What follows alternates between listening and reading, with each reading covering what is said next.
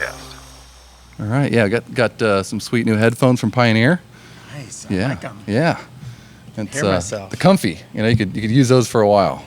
Oh, Nice. oh. Oh, there you go. It never happens at home. Yeah, right. Yeah. There we go. All right. Well, I mean, it happens more and more at home now. Yeah. But, you know, they have those little blue pills. So. Exactly right. Yeah. The older the mic stand gets. Yeah. How you doing, man? I'm great. Good. Yeah. Good. Life is good. Good. Life is good. Yeah. This is the Voice of Electronic Music, episode 35 with BB Hayes. Cool, man. Thanks for having me, Mr. Yeah. Scott. Yes, yeah. So BB has been a DJ and a music producer here in the Bay Area, mostly the Bay Area, right? Yeah. For a long time now. When did you get started? I was going to say 30 years. Wow, that's it incredible. could be longer, but we'll just stop at 30. Okay, all right, sounds good. Yeah. That's awesome. So, yeah, I mean, I love talking with people like, you know, yourself and Mikey, like people that have been around in the scene for a long time and have really kind of seen things evolve and seen things kind of change over time. Because I'm a huge, like, kind of, not history buff in general, but, you know, I don't really care about, like, the, you know, old wars and stuff. Electronic music, music industry history, even, you know, like the, you know, what a particular building was, you know, back in the day and that sort of thing.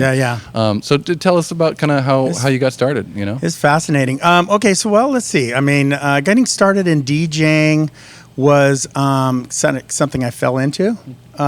So I basically got a job at a nightclub as a barback. Oh, wow. Yeah, and I really DJing wasn't on my radar. I basically wanted a job I could do while I went to Los Angeles to pursue acting. Oh, nice. Yeah, that was like my plan, right? Yeah. So, you know, if you're a bartender or you're, you know, work at a bar, then you can go to auditions during the day and, you know, have a job at night, make some money. So that was kind of my plan. I got in there and the owners came up to me and said, you know, have you ever DJ'd? And I lied. I said, yeah, a little bit of DJing, you know. I was like, okay, yeah. Can you mix? Yes.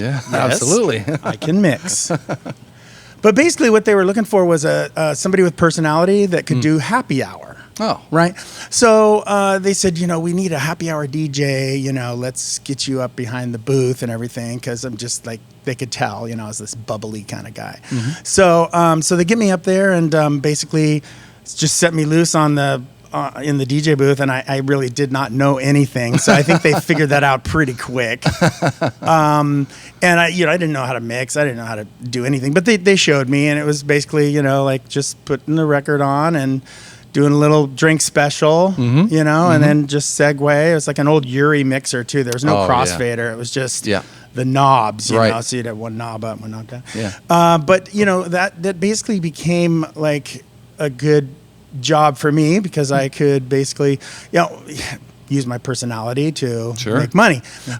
And so it kind of fit into my overall plan.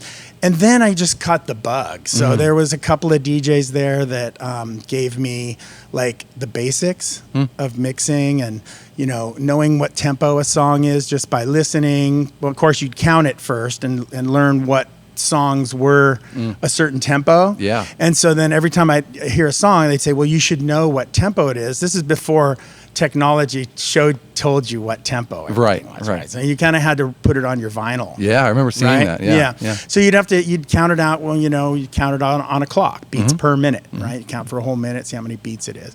So basically, there would be a few songs that would be like my template.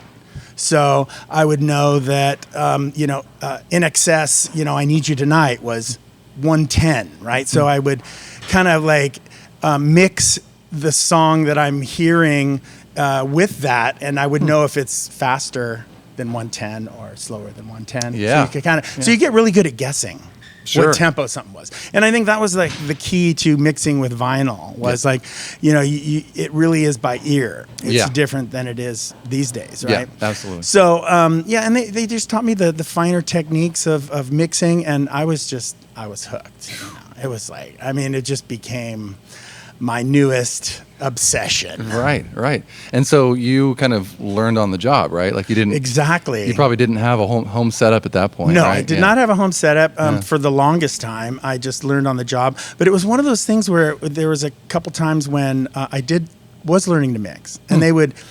You know, it's kind of that old adage where you just, you know, you throw your throw them in the water and let them swim. Right? Throw them in the deep end. Yeah. So they did that to me quite a bit, and I would, go into a song and mix into a song, and then literally hide behind the DJ booth, because I didn't want to clear. Like if I cleared the floor, that would be bad, right? Sure, yeah. And so I would go into the mix, and then I'd hide, but pretend I'm looking for records. That was the trick. Right. And so you just eventually got better and better at And back then too, the clubs were variety, so you would really have to go from a hip hop song into a top 40 song into a rock song. It's like this kind of like mashing up back in the day. Sure. Right? Yeah. And it made it tough, but it was also a good way to learn. Right. I mean, who mixes, crazy like Van Halen with Bust the Move, you know what I mean? Yeah, absolutely. So it was interesting and tough, but it got me, really into the finer points of mixing. I just became hooked. Nice. That's awesome. I mean, that's a great way to get started. I mean, my friends and I will do a little like DJ get-togethers occasionally, and we have what we call like a rave cave. It's really just the garage, but it's got some lights and the DJ setup and all that. Exactly. And just practicing, just hanging out. It's like a really nice kind of relaxed environment to kind of work through your mixes, maybe test out some new songs and that sort of thing.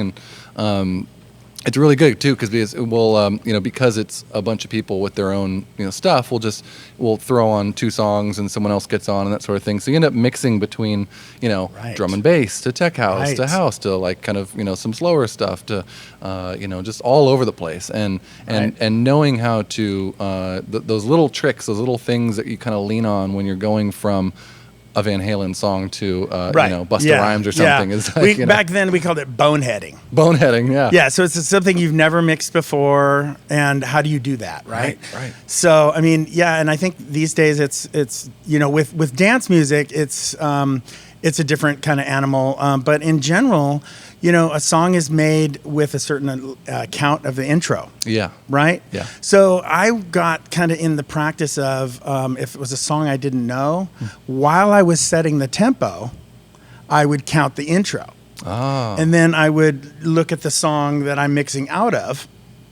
And you can see the vinyl. Back then, you could tell where the break was because it was darker on the vinyl. So you would kind of like be able to know, okay, that's going to be that many bars, before it breaks and this and that. So I would set up the intro knowing how long it is. You could almost do it by eye because they're all 45 speed or whatever. But then, start it a little early or know where to throw it in and know how long you can lay it over and when to get out. Because a lot of times if you've never played the song before, you're kind of like, oops. Yeah. It's like, it started singing already. Right. You know what I mean? Like, so you kind of have to anticipate that. But if you know ahead of time what it does, just from the first time you listen to it, kind of memorize. So there's a lot of it was memorizing music. Yeah. Memorizing intros and how long they are versus each other. Yeah, the occasional emergency crossfade. Of course. Here's a good one I always learned was pick a song. Yeah, because if it's not working, the worst thing to do is force it. Yeah, you know what I mean? It's like if you need to back out, then back out. If it ain't working, nobody likes hearing shoes in a dryer. No, right? Yeah, yeah. So true. Yeah. So true. Yeah, it's that's something I've been doing lately, mostly because I just really kind of started DJing again, and not so much like clubs because obviously I work here every Friday, Saturday, so can't really play out all that much. But just kind of getting back, and I put a big focus on production in the last like 5 years or something, but it's been really nice. I kind of just wanted to shelf it for a little bit. Come back to it when I was like really excited about it, and now I feel like I'm really excited about it. So nice. I've been kind of going through, and I played a set at Burning Man, and so I had to of course go like recompile my whole playlist or my whole library essentially because all the stuff I have is 5 or 6 years old now. So that was a big kind of fun part of the process. But in doing that too, I did the set and I kind of barely knew all the music, which is different, but I was able to kind of rely on some of those tricks that I had established back in the day. And been doing just a lot of kind of just mixing the key by ear, you know, whether it's whether it's close or you figure out some way, even if it's not the exact key, you kind of figure out some way to bring it in with various tricks or looping or whatever. Exactly. And doing it while so you've chosen one song, right, and then searching through your other stuff relatively quickly, trying to figure out. I mean, you can really only preview like 4 or 5 songs before you really got to make a decision. Right, exactly. And so kind of that like the sand is moving the down. Hourglass. The hourglass. I know, dude. Like that little. It's like a speed run. And working your way through it. It really it's good practice. Yeah, keeps you on your toes. Yeah. Right. So then so you started with DJing at the bar or the nightclub. Yeah. And then where do you get into radio and then eventually music production? Which of those comes first? Yeah. So basically what happened is I then eventually started doing weekend gigs at this club. It was actually called Faces Cafe in Sunnyvale. So we're talking about early 80s. Oh wow. Yeah. Mid-80s. It was like mid-80s. I think like in 1986 was sure. So I started doing more of that and working the weekends, and then getting other club jobs downtown San Jose. DB Cooper's was a big venue back then, and then just kind of like getting the recording my mixes, right? Because that's like mixtape. We were talking about mixtapes earlier, and like that's how you learn, right? You would which record. Was much more difficult to do back then, right? Because not everybody had a recording solution. Right. So I kind of got into so I would I had made a connection with radio. It was Hot 97.7. I was the morning show like mix guy, right? Nice. So in between the talk show and everything, it was Elvis Medina and I probably listened to you as a kid. JV and Elvis. JV and Elvis. Oh man, I grew up with the Doghouse. Yeah, those are my boys. Oh man! So I got into Hot 97.7, and then next thing you know, I'm doing dancing Saturday nights. Like it wasn't live at first. It was like they're pre-recorded, but they. It was kind of like the radio magic. Yeah. You know what I mean? We got BB in the studio right now, and he's like mixing it up, and they're like, people are calling. Can you put him on? I want to talk to him. No, he's busy right now. But you need a little bit of that radio sheen. You need a little magic. There's some smoke and mirrors, right? But that was really cool. But basically, when you're mixing back then, it was a lot of like two of the same vinyl. So you would do your effects were all done live, like your flanging. Like now they've got everything's a button and a knob and bells and whistles that do the effects. But back then it was kind of like you would phase two songs together and make sure that the volume was phasing and that the tempos were phasing, so you get that kind of effect. Right. So you'd kind of perfect that, and then you would back one up a few beats, and then you would have like a kind jump of back and forth. Yeah, you can jump back and forth, or even an echo. What is that called? I think it's called. Well, I don't know. Trips were like more of like a street thing. Like there was DJs like scratching and stuff. I never was really into that. Yeah. But it was more like Mikey's getting out of here. See you later, Mikey. Yeah. Love you, baby. All right. Good to see you, man.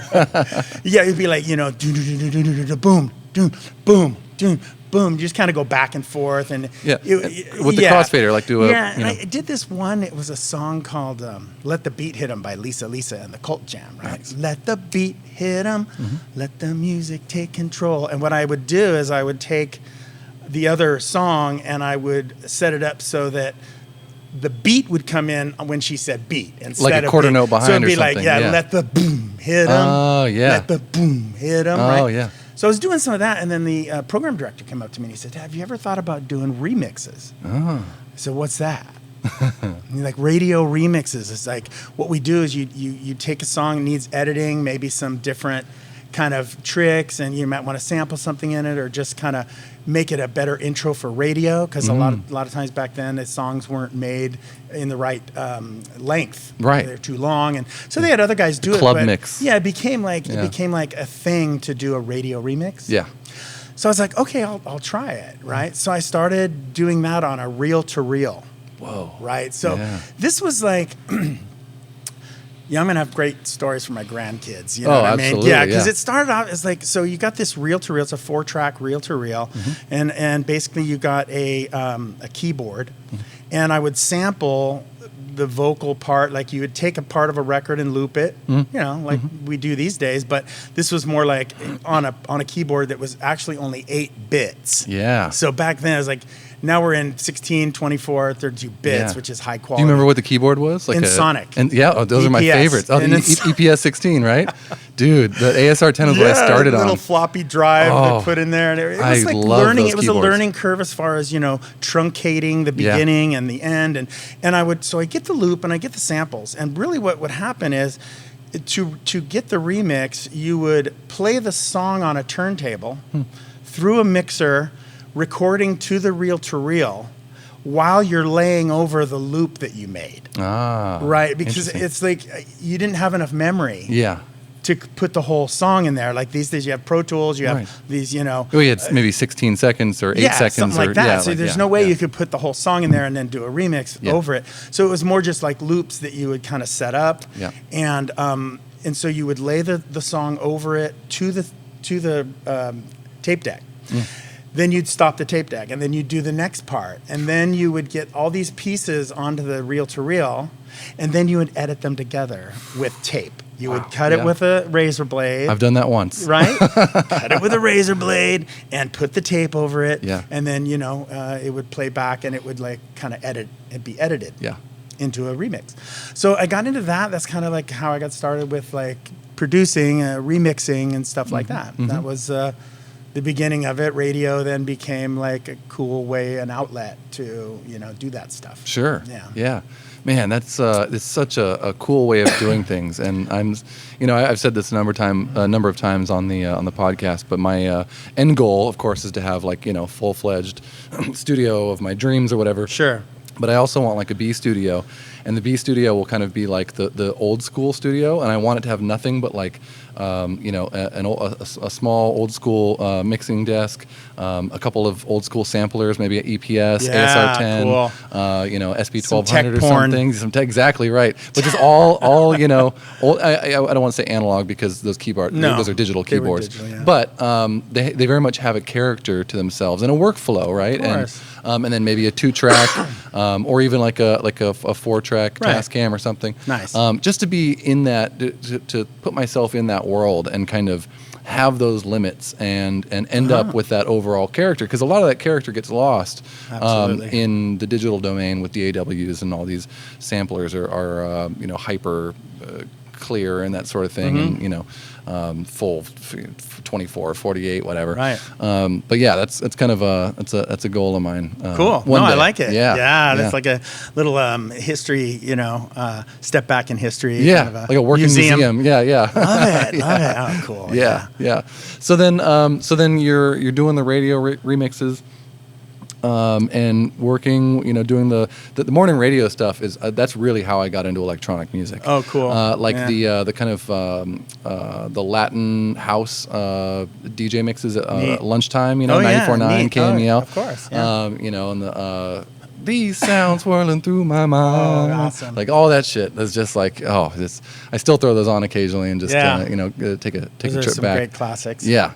So then you're doing the radio Yeah. stuff, and it's you were working with both 94.9 and KMEL. Yeah, well, what happened is 97.7 got bought. It changed their call sign. I guess it became 94.9, became Wild 94.9. Okay. So it was Hot 97.7, and then it became 94.9. So I kind of just transferred over. Yeah.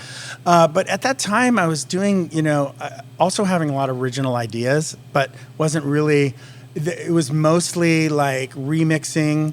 And then how do I make my own song, right? Like I was kind of having these ideas. So a friend of mine, my best friend from high school, this was during the Rodney King riots. Oh. Okay. Controversial time. Yeah. It was. And he said, you should do a song with, like his sample, right? And I'm like, wow, that's a really good idea. And I was like, with something that current too, you have to, the timing is everything. Yeah. Like you have to just get on it. You Yeah. can't sit around and wait for something. So instantly I got on the TV and I recorded the news reports that when he was saying, can we all get along? Yeah. Right? Yeah. So I took that sample and with another friend of mine, I kind of did a mashup. So it was basically a song, Timmy Thompson, Everybody Wants to Live Together. Why can't we live together? Yep. That one. And Mercy Me by Marvin Gaye. Oh, yeah. And I mashed them up and put these breakdowns in it with just a beat loop. I think it was Naughty by Nature, like hoop or loop or something. I don't remember exactly. Didn't really have much to do with the song. But Some intro drum loop, yeah. Just something intro yeah. drum loop. And then I put the Rodney King samples and some news reports in there, right? So they played it on the radio on 94.9. And I remember Panama Jack was the afternoon drive DJ. Panama Jack, he was so cool. Yeah. And he played it and he put like the radio station drop over it, so that like it put a stamp on it. Yeah. But somebody heard that mix who I hadn't really known of at that time. His name was Cameron Paul. He was one of the first pioneers of remixing and then putting it out for DJs on vinyl. Whoa. Mix It. Wow. Mix It was one of the first remix services. So he would take current songs, he would remix them, put them back on vinyl, and then basically it was a subscription-based Interesting. thing for DJs because back then they didn't make songs with intros. You couldn't really mix stuff. Yeah. It was very kind of slam it here and slam it there. Right. And not everybody had a full-fledged. I mean, people were still paying for expensive studio time. Right. To be able to have access to a lot of this stuff. I mean, it's difficult for a lot of people to even envision a time where we didn't have iMacs and that sort of thing, and exactly. Your phone can make beats and remixes. Yeah. But like for reference, I suppose like the days of like MC Hammer, where he was doing like side jobs and stuff just to pay for studio time, which is super expensive, and then he would turn around and he'd have those tapes made and he'd sell them out of the trunk of his car. Yeah, Yeah, so it was just one of those ideas that actually got the attention of this guy Cameron Paul, and he said, I want to put it out on my record, on Mix It. And I said, wow, cool. And he's like, kind of asked me questions about what I was using and the Ensoniq and this and that. But that kind of created this relationship with Cameron Paul, who, again, was big famous on KMEL and KSOL. Yeah. He was like the man, right? And he would do this remix service, Mix It. And so he put my song out on his thing. And then the next thing you know, I was doing more remixes for his label. He would kind of just, subcontract to me. Yep. He did that with a lot of other DJs too, but I was kind of new on the, on his, chop and block. And he just basically gave me a spot to do stuff. Then eventually gave me my own remix service called Monster Mix. Whoa. Right? Crazy. It was cool. I was like, okay, so, and I didn't really know, it's kind of like, you got to fake it till you make it a little bit sometimes. And it's like when you got good ideas, and I don't have all the knowledge, so I would bring in other DJs that, were pretty savvy, like guy that taught me, Mark Amador, and I had a friend named Wade Mendoza, who was like a little more technical, like they knew a little bit how to plug stuff in and how to make things work. And, it was kind of a hack job, but it worked out okay. Like if you listen to the stuff now compared to the stuff that's out or that I'm doing now, you'd be like, it's cool, but it sounds kind of 80s, or it's like, it's kind of it was the quality. 80s. It was, so it makes it's nostalgic in that way, but it's also, the quality is like, it's just not shocking. There. If you listen to Boyz II Men these days, it sounds like the 80s. Exactly. Sounds like the 80s. Yeah. So in that sense, it's nostalgic and cool. And that was just kind of the beginning. Cameron Paul gave me that opportunity to really get to the next level, as far as just producing remixes and kind of just keep that whole flow going with, radio. And then that just turned into more opportunity. Yeah. And so Monster Mix was like a subsidiary of his company. Exactly. And so, but that was those were your people. The clients would come to you and say, "I need this Ace of Base song." You know what it was is we would choose the songs that were popular and remix them because the labels themselves were accepting of it because you would only press 1,000 copies. So it was a promotional. It helped promote their song. DJs would play it more often because they had a mixable intro. Sure. Stuff like that. So and it's different. God, what if you're a playing different the time. same. Yeah, I mean if you're playing the same mix as everybody else, then it's not, so it was kind of like there was an accepted, with the labels. Now, some labels were not as friendly about it. Like, you'd have to ask permission, and, he handled all that stuff and everything. But no, it was basically like, I'd pick songs that I liked, and if they were charting, then we would do them, But again, it was, I look back on it, it's a little bit like, it was some pretty cheesy stuff I was doing, Sure. but it was fun. It was a lot of fun. So, so that was, Monster Mix was a big deal. Yeah, it's I mean, oh man, I feel like that I'm very nostalgic of those days when you got a record and it had the acapella and instrumental on the backside, and it's like that's what allowed you to kind of, maybe that was step 2 from where you were at that time or something, but they made it easier for people to do that. And you could buy the record and you would have, but of course we didn't have the internet, and so as soon as the internet came around, they're like, no, But back then when I worked, because I worked at the radio station, I was getting promotional copies of stuff, but also being a member of a record pool back then. And they do have the current versions of these record pools now online and stuff, where you give feedback on the song. So you get the promotional copy before they release it. Yeah, so they serve the record pools and all the DJs that were members of this pool, and then you'd get it and you would give feedback. And I really wasn't very good at giving feedback on all the songs. It was kind of overwhelming for me at that time. It was like, you just listen to a lot of crappy stuff, right? And you're kind of like, I didn't. So, I mean, I could have been more diligent about all that, but at some point it was kind of like I got the promotional stuff, I weeded out the stuff that was good. And of course, if you had an acapella on one side, then of course you would lay it over another song on your turntables. Sure, right? Yeah. But for remixing, I think that's where, maybe I don't know if they intentionally did that so that people would remix it, but that sampling was such a big deal. That's kind of where it all ended up going, was like, that's how remixes and, a lot of this new music is being produced, is samples and loops. Well, I mean, that really shook the industry when the digital samplers kind of made their way into the market. I mean, you had the, what was it, the Fairlight or whatever that came out. That was the first sampling. It was a whole whopping 1.5 seconds of sampling time or something like that, And then the EPS and the Ensoniq and the SP1200, and then eventually the MPCs and the drum machine samplers. Drum machines, and that was really kind of around the same time, and what kind of allowed people to really start doing that. Right. So at this time, by having Monster Mix, did you already have? Did you buy your own setup? Yeah, well, by then I had, I had turntables and stuff like that. But, but I really wasn't on the quality tip. Like, I didn't really, I understand that it's important, but I didn't know how to get better quality. In other words, I was still going through, and we kind of joke about it these days. It's like a Radio Shack mixer. Yeah. I mean, whatever the impedance or hertz or all that stuff is not my specialty, but it was definitely the bottom of the rung. Wow. Right. How and funny. I'm mixing through that, not realizing that I could probably buy an expensive mixer.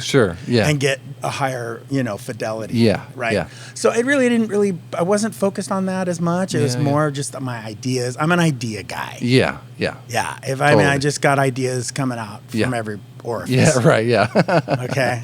I think it's funny though, because I feel like that's not really a unique story in the sense of the quality making it to radio. A lot of stuff was made on low budget equipment, totally. and I spent a lot of time on Reddit now, but like Gear Sluts and all these different recording and engineering and forums and stuff, and there's always these people that are just harping on crappy quality this, and it's Behringer, and you're really not a pro unless you have like a solid state logic like XYZ, and it's like man, I started in hip hop, and a lot of that stuff was made with Radio Shack mixers Right, and right. Yeah, Behringers, you're right, and absolutely right. And with minimal knowledge as far they knew that a couple tricks to like get things sounding Right, good EQ enough. And could do a lot, yeah. right. And choosing the right sounds. I mean, there was a lot more like fundamental stuff that was going Sure. on at that time, right? Like, like for instance, like the SP1200 sampler. You had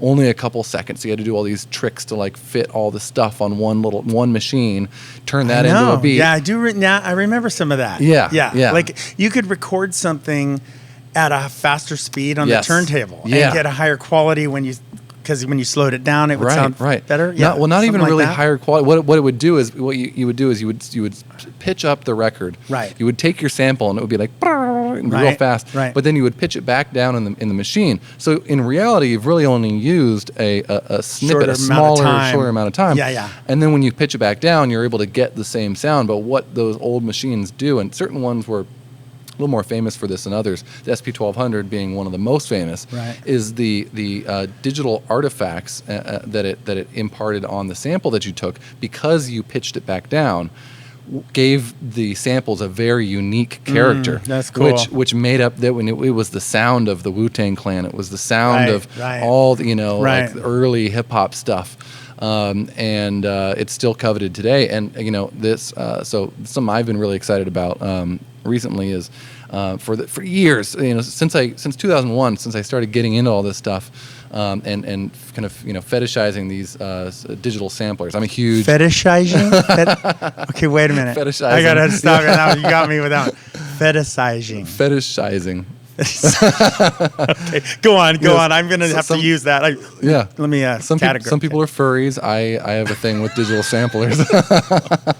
Okay, got it. Right. Nice. Right. So these old school digital samplers, and for the longest time, for over a decade, I've wanted one of these SP1200s, these old EMU samplers. Of course, now they go for minimum $3,000, Right. which is more than they were when they were new back in the day. Exactly. And I just wanted one. I was like, man, if someone could just remake one, but with today's technology, but keep the same sound, that would be amazing. Sure enough, I was on the internet the other day and I saw one. It's called the SP2400, and someone's making it, and they've just meticulously gone through to make sure it does that same emulate the same sound, but with like modern SD cards and connects to the computer and all this stuff. Of course, it's really, really exciting. Yeah, I'm pretty hip to some of that stuff. I mean, I've learned as I go. Yeah. Well, you've been doing some pretty good productions lately yourself. Well, I'm trying to getting back into it a little bit. It's been just a long, wonderful journey with a lot of ups and downs. Absolutely. But I mean, coming to the city was a big change for me. So I was San Jose and Hot 97.7, and that was really great. And then it's kind of amazing because at some point, I think it could have been 5 or 6 years having done it, kind of feeling like, God, I'm just burnt out. Maybe I'm done with maybe I'm done with DJing. I don't know. You kind of just get these. You go through these, phases. Yeah. And it didn't take long, but and then it's like you kind of get through that lull. Mm-hmm. Then you're re-inspired. It's an artistic thing, and as an artist, I guess that's always been kind of my creative process too. Just like anybody, where you just have the inspiration, and then you're like, "Where the hell is my fucking inspiration?" Yeah. Right. Yeah. And so somebody, I was getting kind of burnt out. Somebody said, "Have you ever been to San Francisco?" And I was like, "No." I was like doing Sheraton Hotel, which was dancing Saturday nights, and that was actually live by then. It was actually a live, broadcast. Oh, whoa! And that was really cool. But it was like the times were changing a lot too, and I really wasn't. I was kind of getting tired of the music. A lot of the hip hop for me just started to have a negative effect on me, and then some of the clubs were really racist, and I'd be like, it's like, now you're telling me what I can play and what I can't play. So it's like, if I want to, it's like, it becomes like this stifling of creativity as a DJ. Yeah. So, I mean, you kind of bump up against that when it comes to radio because they have a format and they have their playlist, and you're only allowed to go outside of the box a little bit on your. Well, especially once Clear Channel started to buy up everything. Right. I mean, you were in the heyday of kind of Right. radio in the Bay Area, radio in general, in my opinion, kind of this peak. When you had the Doghouse with Elvis and Yeah. JV. Yeah. I mean, they were doing wild stuff on the radio. These Right. skits and just Right. I mean, it was the kind of stuff where they had to have a buffer on the the Right, dump the 5 dump second button delay, yeah. because they're cussing and there's all Right. the wild stuff happens and then they'd have to kind of make sure it was air safe or whatever. Exactly. But they were always just riding that line of like It was the shock jock era Yes, had started. yeah, and there was like the Jerky Boys in New York Jerky and that Boys sort of and thing. Mad Cow. Man Cow. Man Cow? Man Cow. Yeah, right, yeah. Man Cow and JV and Elvis were right on that. Yeah. Yeah. And yeah. So Yeah. So that was, it was great, and radio, and so then there's this next kind of this other world that I didn't really know about. Right? Somebody said, "Have you been to San Francisco? Maybe you should look. And if you're feeling burnout, like maybe you should go to San Francisco." You mean like been to San Francisco, like musically? Yeah, like DJ. Or Have you've you been tried there, to right? DJ in San Francisco? Okay, I think yeah, what it was. yeah, And I was like, yeah. no, I never. Like, I'm just a South Bay guy. You know what I Yeah, mean? yeah, It's yeah. like, and they're like, well, you should go check it out. So I came to San Francisco one weekend, and it's one of those moments you never forget. It's like I walked into. It was 1015 Folsom. Ah. Okay. And I want to say it was in the early 90s, maybe 92, 93, something like that. And Man, they've been open for a long time. yeah, they've been open forever. But I went in there, and it was it was clearly like just a mix of different types of people. Like, I don't know if it was a drag night maybe or something like that, but it was like there's drag, people in drag all around and everything.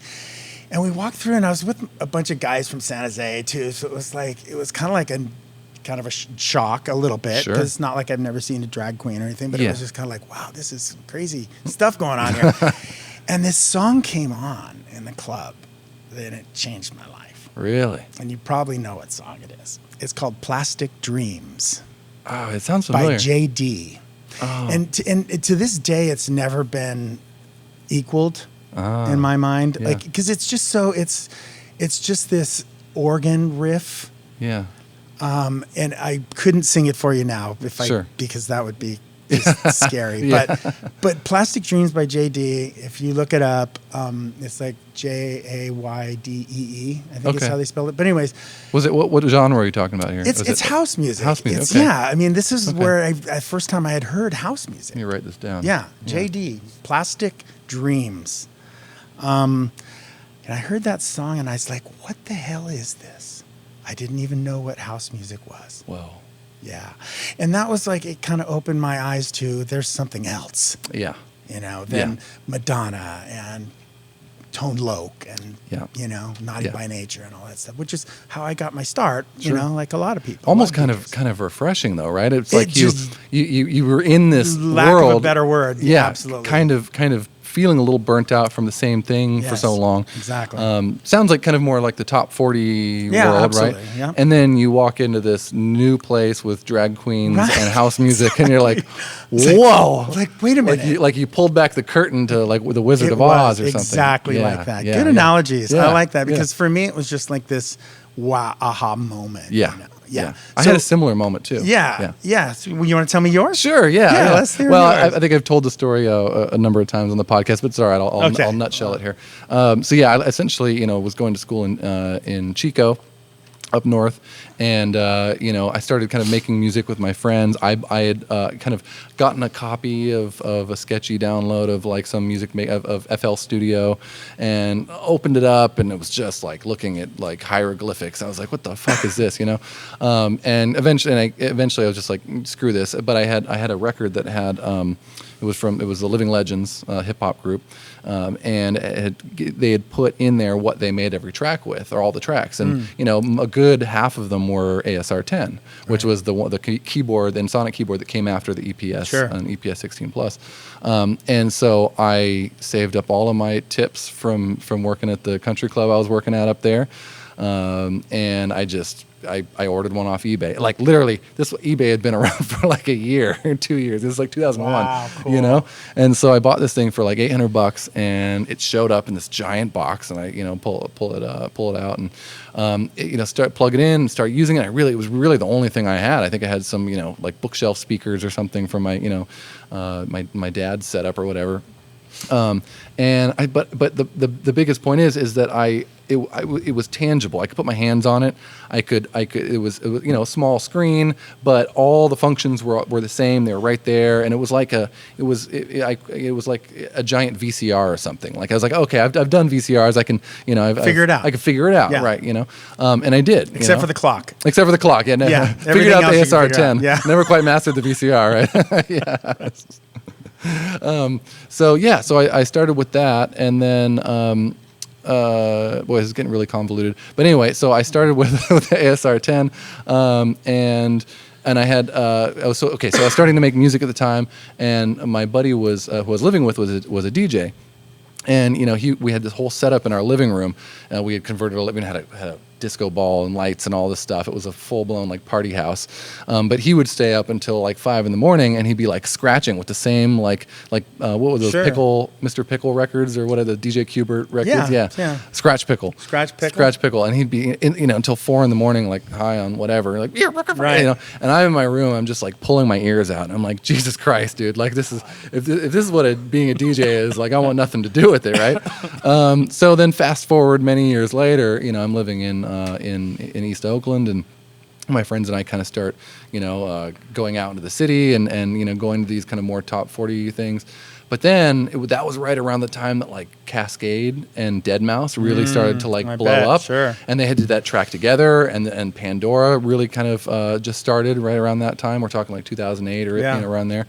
And so then that's when the nightclubs kind of started to shift into more EDM stuff. Right. And I had one of those moments where I walked into this place, and I was like, it was house music playing, and I was like, oh, this is what a DJ is. And I was like, oh shit, like I could do that, you know, because that's cool. That's fun, right? you know? Yeah. Cool. And so yeah, I mean, I guess my equivalent is kind of the early Cascade stuff, Nice. Deadmau5, you know, for Right your JD Plastic Dreams, you know. Yeah. And I'm gonna go listen to that. Oh 'cause no, I'm it's excited. definitely, there's a lot of remixes of it, but if you get the original long version, Sure. Yeah. yes, it's one of those vinyl where you get, it's like 9 minutes or 10 minutes, or like, Yeah. it's like it's a whole song on one side. Sure, you know, sure, yeah. But yeah, so Plastic Dreams, it just changed my life, and then next thing you know, I've got my sights set on San Francisco, and that's the beginning of the next chapter. Yeah.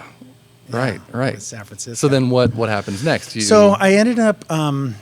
So at that time, I had a good friend named Matthew Consola, and Matthew and I had done weddings like we were like wedding DJs too back in the day, and we kind of met through a friend of mine, Paul Hopper, who's like had Windy City DJs where he would, you know, rent out DJs to weddings and stuff. So that was kind of how we also made our money, besides me at the strip club or whatever I needed to do to supplement and only DJ for a living, right? Yeah. But Matthew Consola and I, this was when I first saw also Pro Tools. I saw somebody with Pro Tools, and it just opened my eyes, because I was one of those kind of people that always viewed music in color. And when I saw Pro Tools, it was like these tracks, and each one was a different color, you know, so I kind of like identified with it right away. But that was also before there was downloading music, right?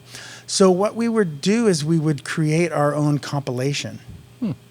And I had this idea. So we're in San Francisco, and Matthew is really popular in the gay community, and I'm like kind of this producer guy, and I'm kind of like, I've got this idea, and we both kind of came up with this idea. Let's compile all the best house music songs, because nobody could. How are you going to get the music? Like, people get a mixtape from a DJ is the only way you're going to hear that song, or you would order the album. Or maybe a compilation from a label, but in general, like, you couldn't buy individual songs. Yeah. back then. Right. It was in the 90s, the early 90s. Yeah, it was kind of the whole song. Yeah, it was by or the maybe they had. I mean, they eventually had CDs with just like two tracks on it. This was CD time. CD, yeah, yeah, it was like yeah. little EPs, whatever. But we would compile them and mix them into a compilation that mixes together, and we called it "Go Girl." Sweet. Go Girl, Yeah. right? We would take these songs and we would mix them on Pro Tools. Sometimes we would lay them over with the vinyl, like from vinyl to the CD. Yeah. Because you couldn't get the CD of the songs, so you just have the vinyl. So you'd record from the turntable, do the mix, get it into Pro Tools, and then edit them together, right? And we would go down to Gay Pride and the Folsom Fair and all of these like big events here in San Francisco, and we'd rent a booth. Whoa.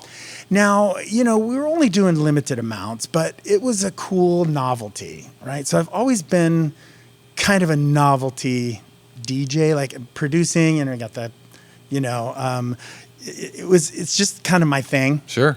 Yeah. But so Go Girl became really popular. Like it was the cool thing, right? And so we would sell them at these fairs, and they were promo only. So it's like we could only do 1,000 run was the legal like limit at the time, because otherwise you're bootlegging. Oh yeah. Right. But you could do another CD. So Well, we could do another CD, right? So at some point we ended up having probably 20 or more volumes of these things. But we started out with 1, 2, 3, 4, 5. So but that kind of got me in with the San Francisco crowd. Like Go Girl was popular. So my first San Francisco gig was at Oasis, which is right next door here. Yeah. Oasis is great. Right? And Yeah. I haven't been there in 20 years, but Yeah. back then that was like a connection I had, right? And Matthew had a gig there or whatever. And so I ended up started playing some house music there. But then there was also 1015, and they had me in the 80s room. Oh. Right, because I Yeah. had experience with 80s. Yeah. So that was kind of old hat. I could do that, but I'm working in the city and I get to play house here. And, I got the Go Girl thing going on, and I'm still doing my, kind of producing remixes and stuff like that and putting them on Go Girl. Right. Right. Wow. So it's like radio remix, but with house music. Nice. Right. Yeah. So that was cool because it all kind of just kind of morphed into the next part of the journey, which was, connecting with people who are opening clubs like DNA right here next to you guys as well. Back in 95, 96 was just bought by Rob Schneider, the actor. I was going to ask you how that all worked in, because I saw that on your press kit. Yeah. So Rob Schneider had bought. He bought the DNA Lounge. Interesting. Yeah, and the DJ. This is before Jamie. No, Jamie's Yeah. Shawinski. I don't know how you say that. I don't know. Oh, interesting. Yeah. Was it the DNA Lounge at the time? It was the DNA Lounge. Interesting. Yeah, and it was Okay. the early All right. 90s. Well, he bought it at the time. Blackstone was the resident DJ there. So Okay. it was DJ Blackstone. Yeah. Very popular, like world-renowned DJ Blackstone. Yeah. And the new owners, Rob and his brother, John Schneider. Okay. So I basically filled in for Blackstone one time. Matthew Consola says, Blackstone needs somebody to come and fill him. He's like new owners and he can't do it. And can you, fill in? So I did. I went and filled in for Blackstone. And afterwards, John took me in the back office and he offered me a job. And I said, well, that's this Blackstone's job. I'm not going to do that. Right. You know what I mean? I said, plus I'm over at 1015 Folsom doing 80s every this and that. And it was a very top 40 club. It was like a mix of like top 40 and then some 80s dance, Depeche Mode and stuff like that. And at that time, like Robin S. had just came out. Oh. So that was a commercial house song. Show Me Love. Yeah. Right? Yeah. So we could play that too. Like it was kind of like commercial top 40, but in a different style. It was house music. Sure. Pop house, if you will. But, so he offered me the job. I turned it down. And then at some point, it's kind of a blur. But honestly, I did turn him down first. And then Blackstone quit. Like they had a breakdown. Something happened. I don't know if it was what it was over. But I kind of was put in the middle of it because the next thing you know, they're calling me. And they're like, well, Blackstone quit. And I don't even know what happened exactly, except now there's another opportunity.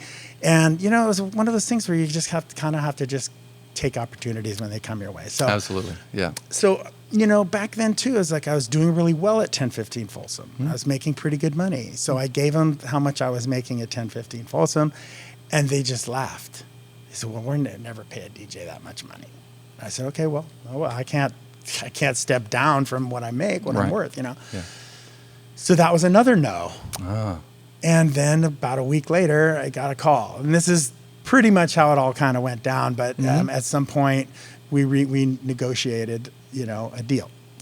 So then I'm at DNA Lounge. And DNA Lounge was like hopping. They would have, it's the coolest thing because back then it was like they'd have a band first, Groove Line. They were a disco band, the Wigs, cover band, full on disco. Yeah.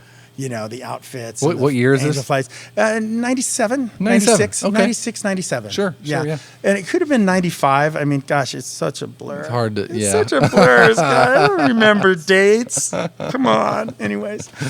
But it was back then when it was like really the hoppin' club, right? Yeah. So it made it really easy for me because I would open up or maybe have another DJ open up for me. But then the band would go on. And then after the band at 11 o'clock, it was just like the place was packed. And that's kind of like the easiest transition ever. Yeah. I remember one time John Schneider was like, the band was just going and we're standing up in the balcony. And he goes, what's the first song you're going to play? I said, well, I don't know yet. I don't know, man. It's going to come to me. Yeah, it'll happen, dude. And I'm kind of thinking, what the hell am I going to play? Oh, geez, these guys are playing every disco hit there is, right?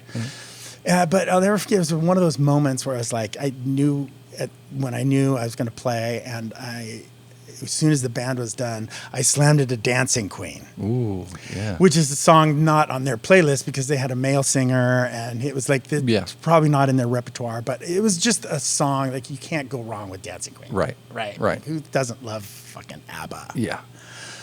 So I slammed into Dancing Queen, and the place just went berserk. And I remember looking through the window, the DJ booth that was down below and everything, and looking up at John Schneider, and he's looking down at me. It's like, okay, all right, this guy kind of knows, And again, as the DNA Lounge lasted, I think it was like a 3 or 4 year run. But what I would do is I would do DNA Lounge, and then I got my foot in the door at a party called Release. It was the after hours party of the city. Yeah. And it was also started at DV8, which is now Temple. Oh, right. But was also at 1015 Folsom at that point. And it took me a while to kind of get in it. Back then it was like, and I probably like that today too. It's almost like it's very political. Yeah. The business. And, we'll get into that a little bit further as we get down to the story. But back then it was kind of like I had fans that were campaigning for me. Whoa. Yeah. Wow. It was kind of like that was the way to get in. Is like, I didn't really send them like go talk to Martel and Nabil, but they would go and be like, hey, you should get BB Hayes. Have you heard this guy? Da, da, da. So eventually I got my foot in the door at Release. And so it was this package deal where I'd be at DNA Lounge and then after hours at Release till 6 a.m. And then after that, everybody'd go to the EndUp. Oh, man. Right? That was the pattern every weekend. It was like Friday, Saturday night DNA Lounge, Saturday night Release. And I'd do some other like one-offs parties and Sunday like Second Sundays was a big thing. It started back then. Yeah, I mean that circuit isn't entirely different from these days. I mean, EndUp is still there. You got and that was kind of the beginning. That was also before promoters became a mainstay in San Francisco. So that's like another conversation, but it's important because back in those days, you would be a resident DJ, and the club would promote the night. Right. It wasn't up to the DJ to promote. It wasn't up to a promoter to promote. Yeah. You would have a band. They would kind of self-promote. And, you would have your resident DJ, right?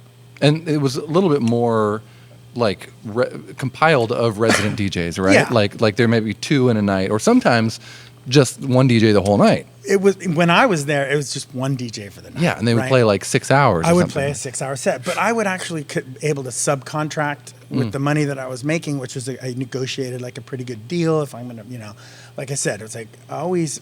No matter where I worked, my dad always told me, get something in writing, even though you'll never win in court. Yeah. Still, Smart. just get something in writing. That way you're all on the same page. Smart, yeah. And it's a professional kind of a way we're both agreeing to something, and it's like, boom. So I would do that, and then I would be able to give the opening DJ, $100 or $200 or whatever, what I was making. So I wouldn't have to do the whole 6 hours, what I mean? Right. So you'd pay your own opening DJ. Yeah.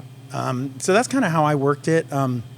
If another job came up, I would, start to train other DJs to like cover my spot at DNA.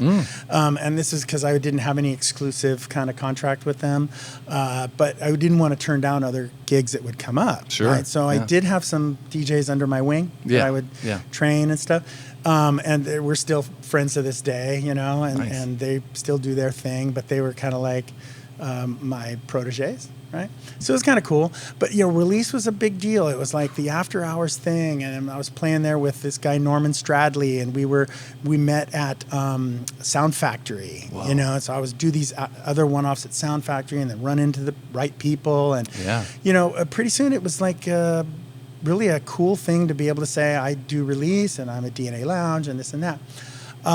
You really you went from like walking into San Francisco from the South Bay to like becoming a staple here. And like really kind of, it was cool. Yeah. It was cool. Wow. And, and the DNA too is this, I love to tell the story before we go on, because it was the place that Prince plays. That's right. When Prince was around, he would play at DNA Lounge after his concerts. Wow. Okay. Now I, loved Prince, of course, and played his stuff when I was learning to DJ and all that stuff. And my girlfriend at the time, Julie, was the biggest Prince fan ever. And we went to his concerts. And, I remember one time my friend Rick Preston, who's a really big popular DJ for many years as well, here's like, do you know where the DNA Lounge is? I hear there's a after party. Prince is going to be showing up. We never made it there. We were too high. But then later on, realizing I'm playing at DNA Lounge, and then the word came through, it was like, well, Prince is coming tonight. Don't tell anybody. It's like a private party. And what they would do is they would just wait till the last minute, and they would close the doors, and nobody else could get in. Whoa. And be like, we have a surprise for you. Whoa. Right? So that was the first time I met Prince. And I was like, I'm just the DJ. So... you don't really think you're going to meet Prince, but if he's there, I was going to find a way to meet Prince. So I was basically at that time, I think too, as I had produced a song on vinyl called DJ Party, and it had a bass line from Green Eyed Lady. It was like this house song with a rock bass line, It was a pretty cool song. Later got put on a Dance Revolution game. Oh, really? Yeah, from the Roxor Dance Revolution. Yeah. I think I sent you a link too of that too, but it's like then Roxor lost a lawsuit to Konami. Oh. So the song just got lost in the Oh shit. But it's still like you could find it on YouTube. DJ Party BB Hayes is like people dancing to it and stuff. So it's kind of neat. Yeah. But I went up, I said, I told the bouncers, I said, tell Prince BB the DJ, has a present for him. That was my yeah, smart. Slick, right? Yeah. They're like, what? I'm like, okay. It's like, okay, so he goes, it basically at that time too is like, I was playing, I was just playing house and 80s dance and stuff like that. But so anyways, he was sitting up above, he loved to get the upstairs balcony to himself and his crowd and his people and everything. This is at DNA. Yeah, DNA Lounge, right? So I brought my record vinyl up to him, and he's sitting in his big chair, like this purple chair that he brings. He's round with him and everything. He's wearing these, And I said, this is my song. I basically threw up on him verbally. And I said, I brought you I didn't know what to give you, and this is my song. And I said, now I realize it's kind of silly that I'm, giving you this vinyl, but I just wanted to know I love you and I play your stuff and da-da-da-da. Yeah. And here's my card if you ever need any, remixes or da-da-da. And he just smiled and, giggled and he kind of was really pleasant about it. And then he kind of just signaled, give it to my bouncer like this. And I realized he has no pockets. Oh, yeah. No. Doesn't have any pockets, right? But I remember one time, too, the bouncer came down to me and said, Prince wants to know if you can play a loop. but I didn't have, back then it was like DAT. The DAT players were like a thing, but there was I didn't have a sampler. No. It wasn't like, I was just playing vinyl, and maybe I think CDs had just come out right around then or something. So I said, no, I can't, I don't know how to play a loop, you know, so it was kind of embarrassing. I wanted to help him out. I don't know if what he wanted to do. Sure. But there was another time when Prince played there that is just the most amazing story. Okay, Prince comes in after Groove Line, the disco band, and all of their band stuff was still on stage. Okay, and I'm DJing, and it's like getting ready to close, but all the band stuff is out there. Prince is here, right? So they shut the place down. Prince comes out on stage, and he picks up one of the guitars from one of the band members, and he's just like talking to the audience, you know, and he's like getting ready to just riff off. I think he's on a bass. It was a bass guitar. And he's just like, he's just riffing on this bass guitar, you know, and he's just like, you know, doing combos of like classic, you know, riffs from, you know, rock stars and stuff. Like, he's just like, am I qualified? You know, like he just the whole Prince thing, you know. Yeah. And I'll never forget, because all of me and my group, I guess, my entourage was inside the DJ booth, and we're all like literally up against the glass, like just like looking. And I remember he just comes over and he looks down at us and he just shakes his head. He's just like cracking up at us, right? Because we're all high. Yeah, He's high as fuck. Yeah. Like, what's going on? You know, Prince is at the club. Right. And he gets out there, and so he's jamming. He's just like, and he's like hitting the drums, and he's like, he just starts going off and off, and he takes his guitar and he smashes the guitar. Oh shit! He smashes it right on the stage like cracks it. Yeah. Now I'm in the DJ booth, which is right next to the offices backstage, and the band are like, they were pissed. Oh man! And the manager was back there too, and the manager had this cash ready, like he's like, yeah, well, you know, Prince broke your guitar. Cool, huh? That's cool, right? He's like, no, that was my favorite guitar. Prince is like, so he gets, I don't know, it must have been $5,000, like some crazy amount of cash. Yeah. And I remember the Groove Line, the band member, he was just so confused. And like, who thinks they can do that to somebody's guy? Prince, yeah. Yeah. So that's like, all that went down. Wow. And we're all just kind of in shock, and then he leaves the stage, right? And then you hear over the microphone, ladies and gentlemen, introducing to you right now at the D&E Lounge, Grandma Funk. Grandma Funk, what the hell is that, right? This lady comes out on stage, this black lady. She's got to be 6 foot something, and she's probably in her 50s. It's kind of hard to tell her age, but she wasn't this young lady. Sure. She's an older, tall, black lady. Yeah. I'm picturing Dennis Rodman in drag. Dennis Rodman, right? She picks up this bass guitar that he just broke, and she starts to fix it like a broken leg. She's like this. She kind of like pieces it back together. Yeah. And then she's just like, boom, boom, boom. She's like tuning it. She's like tuning it. What the? And all of a sudden she looks at the guy and she's just like,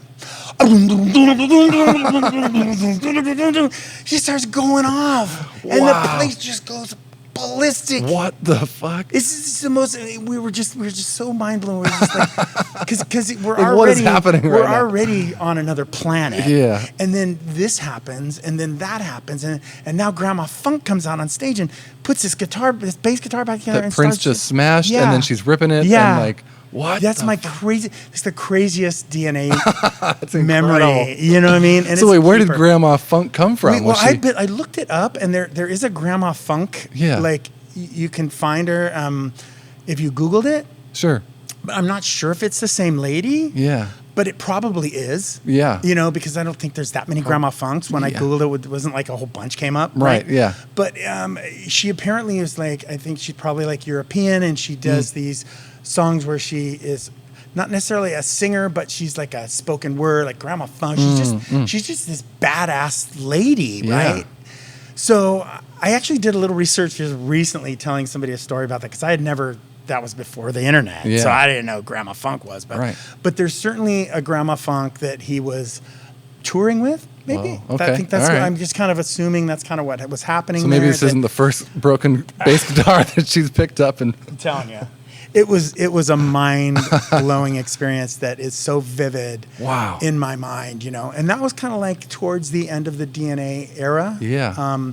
At that point, it was like they were selling the club again. Rob and John Schneider were like ready to move on. And this is 98. So this is Rob Schneider probably kind of right after he kind of broke into the music scene and really got his movie money. Is when he bought... Pretty much. Yeah, okay. I would say. It was Yeah. way after Saturday Night Live, but he Yeah, had done yeah, Deuce yeah. Bigelow, probably. Oh, okay. He had done Animal. I think So he'd done some of those he kinda, movies. Yeah, he kind of got started with like SNL, I think in the late 80s. Yeah, he was an SNL guy. Yeah, and then in the 90s, and they started doing the movies. Scottarooski, Exactly, right. Scottarama. Yeah. Right? Exactly, yeah. Yeah, and so, and Rob was, he was great because I was... at that time too, it's like I also had the acting bug. So I was like, oh my God, this is Rob Schneider and his brother. And like we're next thing we're hanging out, and kind of buddies and, taking trips to LA and kind of like hanging out with these guys on their set and stuff like that, which was great. But, I remember telling Rob, I said, I like acting too. And he's like, well, you only live once, baby. And I remember too, because later times and I like would talk to him because he was off doing his thing, and I would somehow I ended up on the phone with him one time because John was going to open another club or whatever reason, and we were kind of like talking. And he's like, I said, it's BB Hayes. Remember me? He's like, yeah, BB Hayes, Funk Phenomena. Remember the song Funk Phenomena? Oh, by yeah. yeah. That was a song I was breaking at the time. Whoa. It was like a big deal. The Funk Phenomenon. Yeah, the Funk Phenomenon. Yeah. And he just loved that song. So when he identified when I was like, do you remember me? And he's like, yeah, Funk Phenomenon. Yeah, yeah. So those are good days, the DNA Lounge. That was pretty much the end of that era. Sure. And release ended too, this after hours party. Yeah. So it's like 98, Wow. 99. So yeah, I mean, DNA is still very much doing their thing. I think they're more of, I don't know what it was like then, but they're a little bit more of a variety spot now, right? Like you have anything from industrial electronic, industrial techno type thing. Yeah. You've got, which is very like goth, which progressive. I went there recently with a friend, and it's a great time. It's pretty progressive. Yeah, right? yeah. Trance and but all dark industrial, dark and gothic. Yeah, I get that. Yeah, they're kind of more typically like they'll do like these Monster Cat nights, which get very ravey, very like Candy Kid, that sort of thing. Nice. Cool. And then they'll have their house nights and that sort of thing. I have a buddy, Chris Archie, that does a dubstep night there, right? Which has got to be one of the. I want to go back in. Like it's just great. been. I want to go check it out. Yeah, it's been a long time. Yes, and we're talking 20 years later. So yeah, I would like to check it out. Yeah. But yeah, it went. So it used to be very alternative. Sure. Before Rob Schneider bought it. So it was alternative going commercial and then back to. Okay. What you mean alternative rock. Alternative rock. Well, okay. dance. Well, they still do the metal shows. They do, exactly. Yeah. And because Slim's used to do a lot of bands and stuff too. So I know DNA does bands. But when I say alternative, it was more like Depeche Mode and Top 40. I want to say Top 40 is not the right word. Right? Alternative dance. Sure. That would be the right term. Yeah. Live 105. Yes. Kind of stuff. Yeah. That's how they started out. And nice.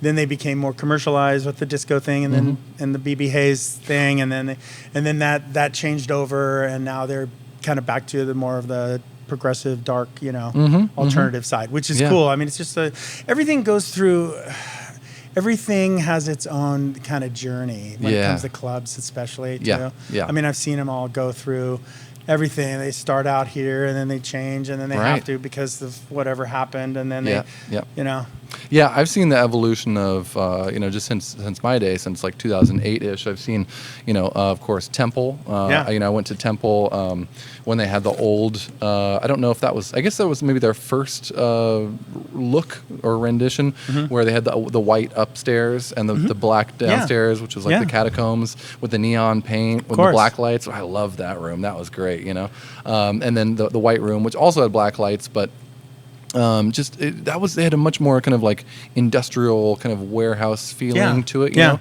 and like the big Buddha and stuff. Right. And then they closed for a while and they did like they remodeled it, and now it's like super nice. Yeah, and Paul polished Hemming, the owner of Temple. I'm trying to get him on the podcast. Oh, you too. got to. Yeah. I mean, we have quite a history too, because he was one of those guys that came up to me when he was going to open Temple, but you know, younger than me, so he would tell me, he's like, you don't even know, but I was following you around, like, you know, I knew what you were up to a long time ago. Well, I ended up like working at his record store, which was, you know, that was pretty cool. Zen City Records. It was on Valencia. And I was like living in the back. He was letting me live in the back, and I was all cracked out. You know, I mean, it was just like this crazy time in 2006. You know, I was like, but ultimately that was like before Temple opened, and so I was kind of in on the ground floor of that, you know, which was neat. But that's kind of getting ahead of myself, because in 2000 is when the Ruby Skye thing happened. Oh yeah. Wow, Ruby Skye opened in 2000. Yeah. Okay. All right. Yeah. So they scouted me at DNA Lounge, the owner. Yeah. They owned a club in San Jose called the Backbeat, and of course I was from San Jose. Sure. So I knew the manager, Reggie, who actually was the manager in the San Jose clubs back when I was doing Top 40 and Hot 97.7 and everything. But now he was telling me, I'm going to open this club in San Francisco, blah, blah, blah. And I guess they scouted me at DNA Lounge, and they didn't really know what kind of music they were going to play, but they're going to open this big club, and they didn't even have a name yet, but they had a location. It was 420, by the way, Mason Street, which was kind of neat.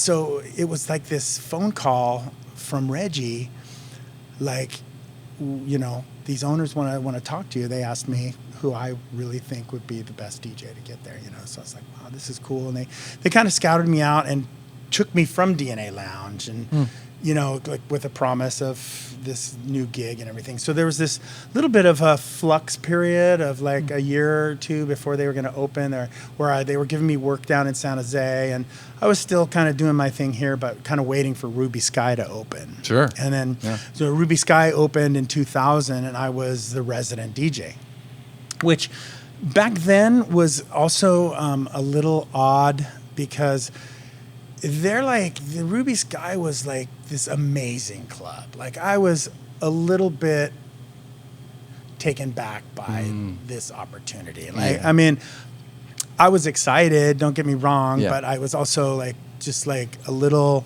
in shock and kind of like, why is this happening? Because it was a theater. You know, so you walk in that place, and it like still looked like a theater, but without the seats, and it was just this kind of massive, grand experience. You know, it was, and at the time, the DJ booth was up and behind glass. Whoa! So that turned into a VIP room. Well, yeah. So that was a sound room. It was the DJ booth at first. On the right side or the left side? When you're facing it, it was on the left, and the VIP room was on the right. Okay, yeah. Which eventually became that. The sound room on the left. But the DJ booth was detached. It was up there, and I was behind the glass. It was a fully enclosed DJ booth, right? Yeah.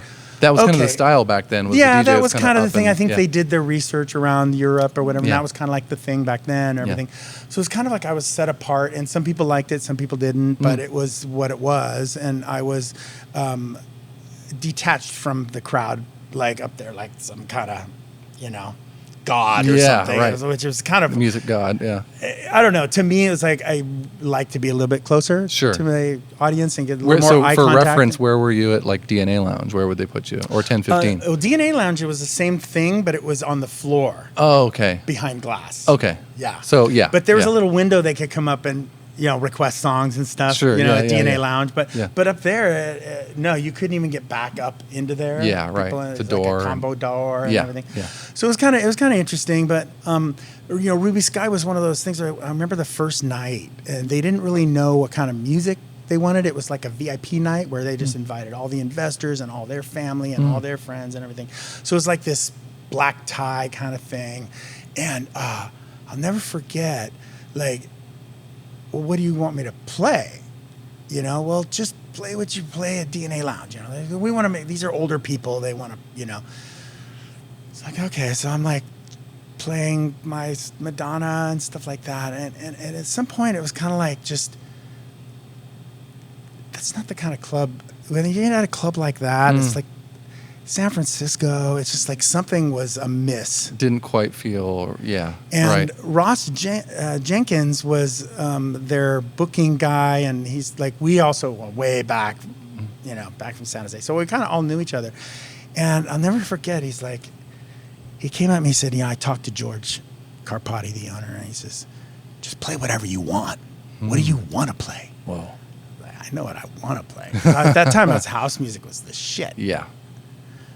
So I just went and started playing my house music, and that was like the thing. That's what didn't matter what they were wearing. It was it fit the club. Yes, right. It's like always fit the club. It's always fit. It's just got to be driving underground music, right? So it kind of was like pulling out all my favorite, 12-inch, imports. Yeah, basically from Temple and like that. So that kind of set the standard for Ruby Skye. Sure, yeah. And I had a really good run there. It was like 2-3 years of and the communication was kind of like, well, the promoters were banging on the door, like, look, you can't just have the same DJ 2 nights a week. Oh, yeah. It's not that. It's just not done. Right. Yeah.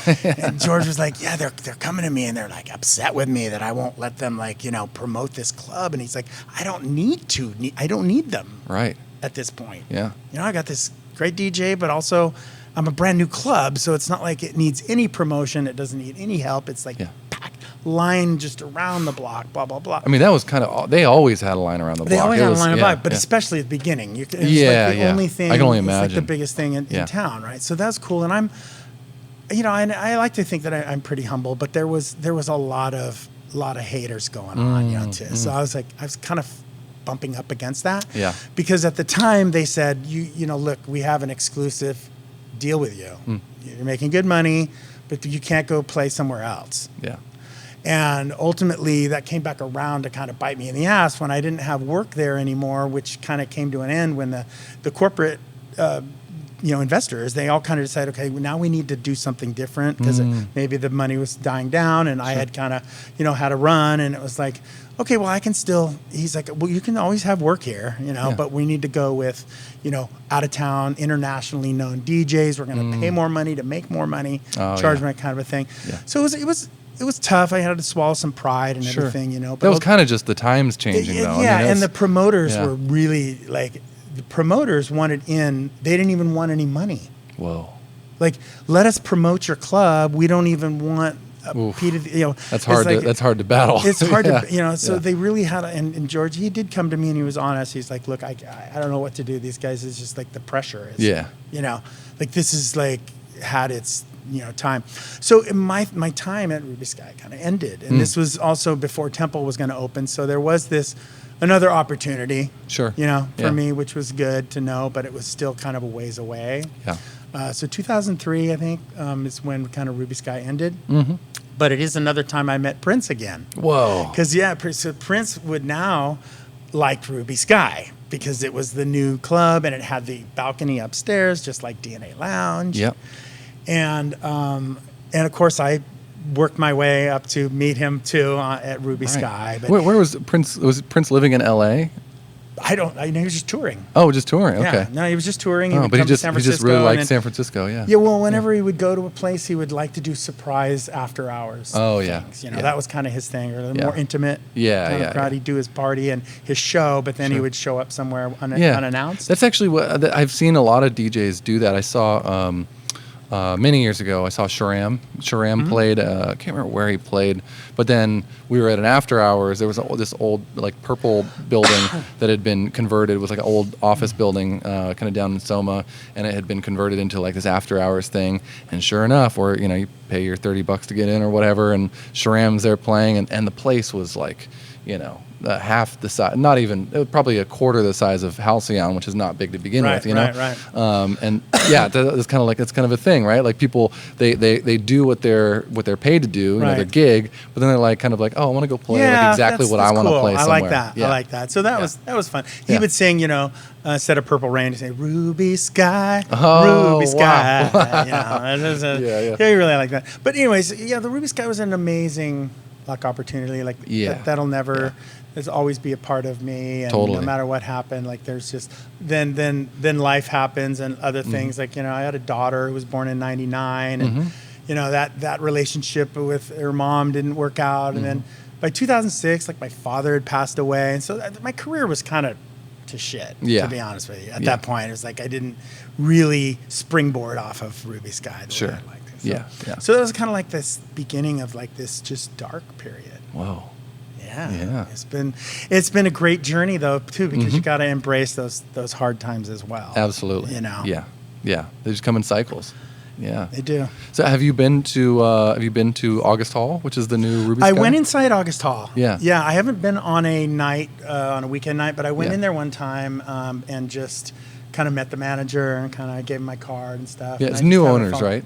Yeah, new owners. New owners. Okay. But you know, I followed up with them and stuff. They're just a whole different vibe now. Yeah. And I always like to keep my options open to like play at other places again. But at some point, it's kind of like once you just do the whole circuit, San Francisco, and then they change names, and it's another, it's the same club, different name. A little bit shinier now. Yeah. I mean, I don't know how many times you can do that to where I'm kind of like, now I've kind of done San Francisco. I'll always be from here and San Jose, but now it's time for the next chapter. Just kind of get out of town. Absolutely, yeah. It's interesting, you know, when a place like that flips from Ruby Skye. I mean, they were just so established, and you know, they went from, you know, where you started, you know, playing house music, and then they kind of always they kind of became this, you know, like I mean, towards the end of their run, they really kind of got pigeonholed, or maybe pigeonholed themselves into this like big room house. Like, you know, for a while there, everyone knew them as like, oh, if you want like that big room, you know, that's bro step, fist bumping, you know. Exactly. It's, you know, I would think as a venue, it's kind of this fine line you have to run between having your thing that you're known for versus pigeonholing yourself straight up. But that's what happens. That's what happens. Yeah. Yeah, it's a typecasting of, you know, I mean, you have to evolve. Sure. But then where do you go from that? Yeah. You know what I mean? Yeah. And so I think after 17 years, that's what happened for them. It's kind of like, it's just like, where do you go after you've hired every big name DJ, you know, performer and this and that. And so it was kind of like at the end of it, there was a little bit of a campaign to like, okay, so you're going to close and you're going to have this big party as an ending to this whole journey and everything.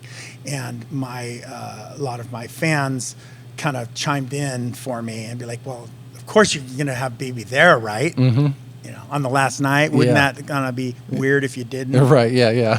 So I was like, thanks, guys. Yeah. That's cool, because I never thought I'd ever play there again, you know? Yeah. I mean, I did off and on a couple of times after I really kind of had to campaign to get back in there towards the end and this and that, which is fine. But I was able to be there on the last night. Wow. That's so cool. That was cool. That's cool. A nice little bit of like closure. Get to see them on their way out. And that sort of and I videotaped it and put it up on YouTube and stuff. And hopefully they don't take it down, because just about everything I put up there they take down. Right. It's like DJ mixing on YouTube is kind of not a thing. Yeah, right. But yeah, so it was an amazing journey. And then, you know, Temple opened. I think it was probably 2007 or 2008, something like that. So I had some time there. But at some point, too, I'm going to say it was right around 2010, my mom's husband passed away. And they lived up in Trinity County, and they had this 20 acres of property. And I was like, I need to I really don't have much of a career going on down here, so let me go move in and take care of my mom. Sure. So I made that choice. Nice. Yeah. So I went in there and took care of Mom, and, you know, ran the property up there, you know, and growing the weed. Oh, yeah. You know, doing that whole thing. I love growing weed. Yeah, growing the weed, you know. Yeah. And that was great. That was great for a number of years. Nice. But it really wasn't my passion. You Sure. know, it's kind of Yeah. like, okay, it's what I'm doing to like pay the mortgage and stuff, and it's also a really crazy time because I've Yeah. always been medical marijuana advocate, Yeah. and you know my family and Yeah. and all that. So I was doing it right, but at the same time, it was also a very like kind of the Wild West because it was Yeah. it was good for medical, but if you grew more, it was like federal is still, you know, it's still a Yeah. Schedule I Yeah. federally and Yeah. stuff. So it was a very like sketchy time still. It's for still marijuana. kind of And the it's Wild still- Wild it's West. still- Not it's still as a long long way to go. Yeah, I mean it's been leaps and bounds, but as long as it's Yeah. federally illegal and a Schedule I, Exactly. which is I think the most important thing is I think a good majority of the United States knows and agrees that it's ridiculous that it's a Schedule I drug. Like it's just It is. it's It been is. insane, you know. It And so is. it's actually kind of happened. The whole legalizing rollout has been happening faster than I ever expected. I mean, when I was 18. In what year was that? I don't know, like 98, 99. I was like I was right down there. I got my medical card, you know. Yeah. And I was, you know, one of the first people in the doors at the dispensaries and that sort of thing. I was marching in 1997. Nice. You know, free access now. Yeah, yeah. Free access now. Yeah. So that was I've always been an advocate for that, and you know, it's an important part of my story because even though I was trying to do everything right and everything, I ended up like catching a case. Oh no! Right, Oh, and so no, yeah. So it's, I know this you know podcast is about music and stuff, but it's No, just we like can you drift. kind of Yeah. It's all a kind part of of the story. evolves into right. Sure. Yeah. So I ended up selling 19 pounds to an undercover cop. Holy shit! You know, I mean, at the time, okay, this is great. At the time, they were raiding the cannabis clubs in Santa Clara. Yeah. Where I was actually, you know, doing it right. I had my business license, I had my medical card, I had my growing permit, all these things, and I'm giving them to the cannabis clubs. So I'm doing it right, but they're coming in and raiding the cannabis clubs. Oh no! Yeah. Because Santa Clara is the most unfriendly county out of all of California for being, you know, for medical marijuana. Sure. So I'm like arriving to pick up money, right? And there's a police tape around the club. And I'm like, what the fuck? And this cop opens the door. She's like, are you a patient? I'm like, yeah, I'm a patient, you know? He's like, we're closed. Like that. I'm like, oh man. I said, what's going on? Then I start hearing the news reports. Boom. Other clubs are getting raided. They're cleaning house, right? So I'm thinking, well, what am I going to do? These guys all owe me money for one. Yeah. Right. All this weed I grew. So I said, well, I'm just going to go back to the old school. Yeah. I'm going back to like just going back to the kinda street. have to. Yeah, kind of. I was forced to. Yeah, there's no right? choice, It's like, yeah. okay, so how am I gonna like make up all these losses and stuff like that? So I ultimately started calling friends. I was like, oh, you got some weight or whatever I was doing, and I basically got a hold of a friend, and he had a friend, and the friend had rolled on me and set me up Oh shit!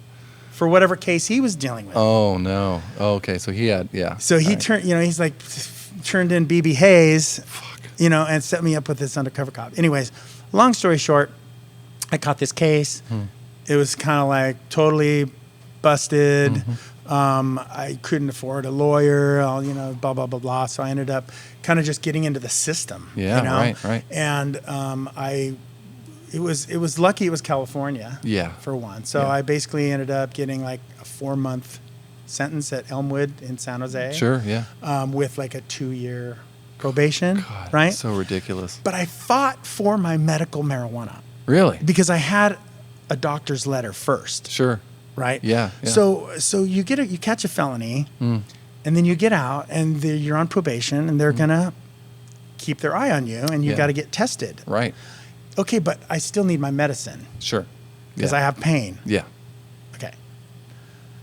Which they had written laws in that They said had if written you laws in, yeah. but my public defender threw me under the bus. Oh, Jesus Christ. And he's like, no, you're not going to be able to still have your medicine. You know, I'm like, no, I was mad. Yeah. I was like, wait. And so I did my own research, and I found precedent-setting cases of other people with felonies who were worse felonies than mine, who still were able to keep their medical. Sure.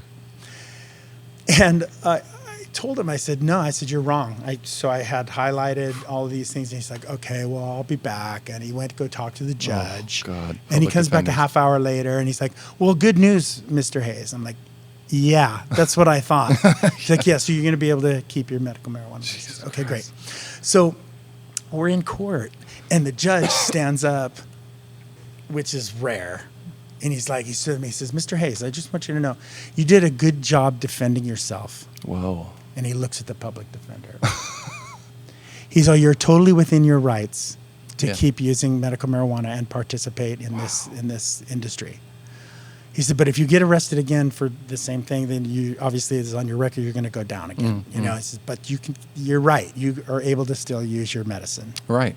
You're totally correct. So he's saying you can use it, but you can't distribute it, or right. Not illegally. Yeah. But there was that fine line there. Yeah. So you could sell it within the medical community. I think he was saying yes. Yeah. But I wasn't there anymore. Like I was seriously like, what am I doing anyway? Like I'm trying to after that save the property too. and everything. It's right. So I did my time. Just like you can imagine, just doing hard time. Jeez, for me. God, 4 months over was like pot. was the end of my life. Yeah, right. You know. Right.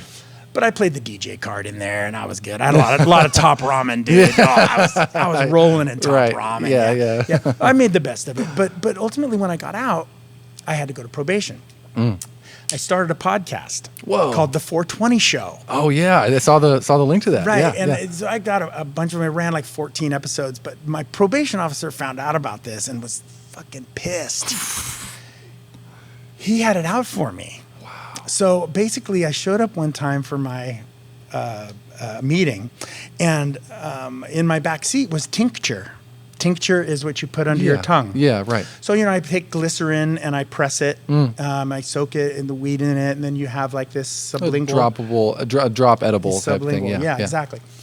I had it in the back of my car, and they searched my car and gave me another felony. What the fuck? They called it a controlled substance. Why? Because it was concentrated. Concentrated. Okay, Good Lord. So here I am, trying to the mental gymnastics. I'm trying to get through this. I fought, and I kind of had an attitude because of the whole, court thing, and I really was kind of on kind of an attitude about it. I was pissed. I wasn't really that nice of a guy about it. I could have handled it probably a little bit better. Yeah, it's hard. But I was on the podcast going, don't do what I did. Yeah. I was interviewing lawyers and doctors and Dennis Perrone, the guy that wrote Proposition 215. And I was like interviewing all these people because I felt that was my duty as an American. Well, I would imagine. I mean, there were people that, whoever saw it, I'm sure enjoyed it for what, this is cool. And I made it funny. Like did some fun stuff with, Reefer Madness, and we always did these little skits and stuff. So it was really a great outlet for me at the time. Sure. Because I didn't really have much DJing going on. Right? Yeah.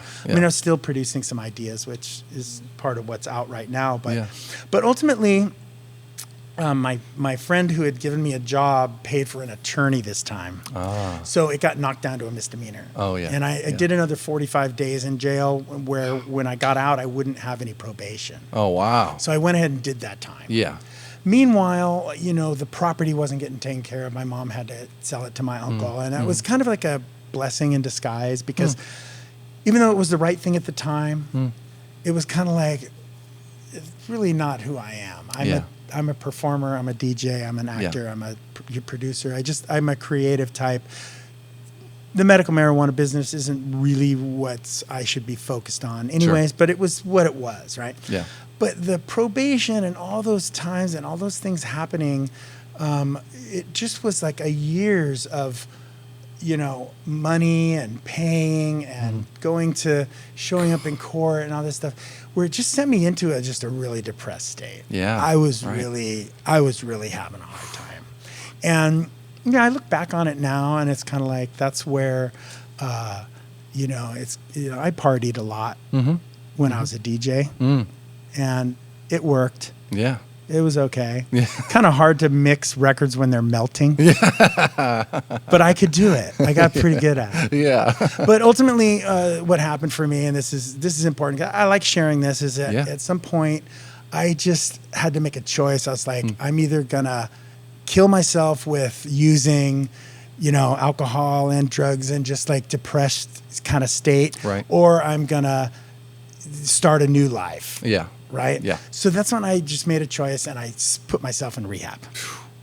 Yeah. Good for you. Yeah. So 6 years later, I'm like back on track with my career, and I've never been happier. Oh, that's great. And it's my own personal thing. I don't really broadcast it, but I am just now. Well, obviously. yeah. But I don't have anything to hide, because I think anybody else out there is like, if they can't do moderation, then it's something I want to be able to support them by telling them my story. Absolutely. So that's kind of why I'm doing this. Yeah. I fully believe in practicing, brutal honesty as much as possible. And so I have no judgment. Anybody else, it's like, you do your thing. And for me, I couldn't keep going the way I was going. Yes. Right. And that's where you have me now, which is, back on track, doing what I do best, doing what I love. Yeah. Back in school. Nice. Advanced electronic music production. Sweet. With Ableton. Yeah. Ideas coming out of every orifice, like I told you. So I gotta find a way to outlet all this music. Yeah. All of this creativity. Right. Yeah. Well, I mean, I heard the one that you played, the Storming Area 51. Oh yeah, Area 51. Yeah, at the recent Headroom that we had here. Headroom's cool, man. Yeah, Headroom's a lot of fun. And this most recent one, I was talking to Ryan Michael Robbins and Bruce and some of the other guys. It just, something about this most recent one, like the vibe was really high. Like everyone was having a really good time. Yeah, I noticed that. It was like there was just an energy that was just there. And we try to cultivate, a good time no matter what. Right. A lot of times that's kind of, you can try to do that, but just similar to DJing or whatever, it's like, you kind of at the whim of who shows up and that sort of thing and the general vibe. But we're hoping to get more of those. No, I'm going to be at every one. Awesome, dude. Awesome. Yeah, it's cool. And so it time. kind of, again, it's part of just when you're focused on the right track, and kind of brings you to the next door that opens, and if you're available to go walk through it. Yeah. So that's kind of like how, I met you through Headroom, and now, here I am on your podcast. And it's inspiring to me because it just reaffirms everywhere I've been and where I'm going. Yeah. And kind of brings me back to the moment. Yeah. Which is right now. Yes, with exactly. Scott right. on the podcast. Right. And yes, I'm really enjoying it. Yeah. I was having a great time. I appreciate you having me on. Absolutely, man. Yeah. And you're a fantastic person to have on as a guest too, because this is what I started the podcast for. Is these kind of stories about hearing about, the way things were, 10 years ago, 15 years ago, whatever, and like crazy, hearing right? the evolution of all this stuff. I mean, there's people. God. I would say a good majority of the people that are partying in all these places that are still open today, that you were frequenting, 15, 20 years ago. They probably don't have no idea of all the changes and stuff like that have gone on, or even realize that Prince used to go to DNA Lounge, right? Or Ruby Skye, Daddy, what's vinyl? Yeah, right. Yeah. What's a record? Right.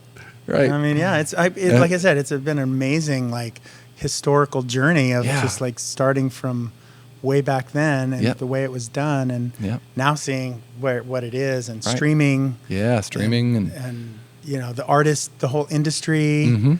Like there was a time when somebody called me from the Miami Music Conference. Oh, yeah. And it was probably right around the late 90s. And they said, "Baby, listen, I'm at one of these conventions." I go, "Yeah, they've got the speakers up. They're from EMI, they're from ASCAP, and they're from all these, and they said your name." I said, "What are you talking about?"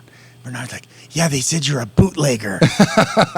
I'm like, "Oh my God, really?" It's like, I scared the shit out of me. He's like, "Yeah," they said, "Go Girl and Sessions," because I did a shoot off of Go Girl into like where I would take, I did my own CD called Sessions, and I would do the Go Girl thing, but then I would layer other things over it and make it a theme. Yeah. The novelty thing. So one was about space and one was about children. And I would lay like samples of children playing in the breaks. Nice. You know what I mean? And like I would layer, like go back in and then mix stuff over it again. Really just kind of, not live, just all digital, just kind of adding some, creating this storybook kind of a thing. Wow. But yeah, they were calling us out in the middle of the music conference. I'll never forget that. And that was I'm out. I don't want to be blackballed from the business. No. That wasn't what I was trying to do. No. I'm just being a creative guy. I'm making a little bit of money for the time, and I'm promoting your songs. It's not like we didn't put all of the information on the back. The thing is the rug had been pulled out from under you because it was a different thing when you had started it. Right. And then the internet comes around and streaming, and then all of a sudden. And Napster. Napster, yes. And that's what kind of changed the whole, and that's when they started the IRAA. Yeah. Right. Which is the police of bootlegging. And they started music. suing people that were downloading like Metallica songs and what the fuck? Oh my God. Man? And I don't know where, I'm all about like the business is important and artists need to be honored and make their money and everything. But I don't see that much has changed because what happened is the reason that all started happening is because labels were taking advantage of artists. Yes. They were doubling up. They were taking advantage of artists with these deals and giving them advances, and then they weren't getting any. These artists would make entire records, and they'd have a couple grand to show for it, maybe and then on top of that, they're selling these albums that are $20 a pop, right, with only one or two good songs. The rest are filler. Like you guys made your own bed, and now you're sleeping. And in we took advantage of underwear. that. But at the same time, it was a service for people to enjoy it, to promote the music. Right. Yes. Well, that's where our mindset was. Yeah. But when Napster happened and the IRAA and the whole, we weren't the only bootleggers. There was people going to prison. Yeah. For doing international stuff. We were actually only doing 1,000 copies of each one. Yeah. But it was so popular. Yeah. Go Girl was become the name. I think I remember seeing those. Go Girls. Yeah, they're still. You ask anybody that was around in the 90s, the Go Girl was a big deal. Yeah. However, as much as we were trying to stay within the lane, you became the poster child. It became yeah. And so I got out. Yeah. And my friend Matthew kept going. He's like, well, they haven't sent me a cease and desist letter. So whatever, Yeah. But he ended up starting his own label, which is now amazing. So we all kind of, you have to, talk to anybody. You get started, you sample, you learn guitar, you copy. Yeah. It's like, this is part of how artists become whatever they're doing. So so I've got, one of my songs is on Swishcraft, which is my friend Matthew Consola's label. Nice. Which is just it's just becoming a really big label. Yeah. And so we've stayed friends after the whole Go Girl drama and stuff like that. Nice. It's like, it's just been an amazing journey to get to now where it's like, yeah, there's music, but the streamings don't pay the artists shit. No. I mean, we've made progress, but now it's in one way, but we're right back to where we're back to like a quarter of a penny per stream. Right. So unless you're Madonna, you're only going to get, how much money can you possibly make, Right. So brings us to why I do it is because I love it. Yeah. Yeah, because if it's about the money, then it's going to be miserable. And see, that's the silver lining. I mean, that's the reason why we all do it. That's also the reason why the industry is kind of the way that it is, right? Yes. And it has been because musicians and artists have always been doing it for the love of it and because they love it, and they'll do it if there's no money, right? But everyone should be able to make a living off of what they do, regardless of.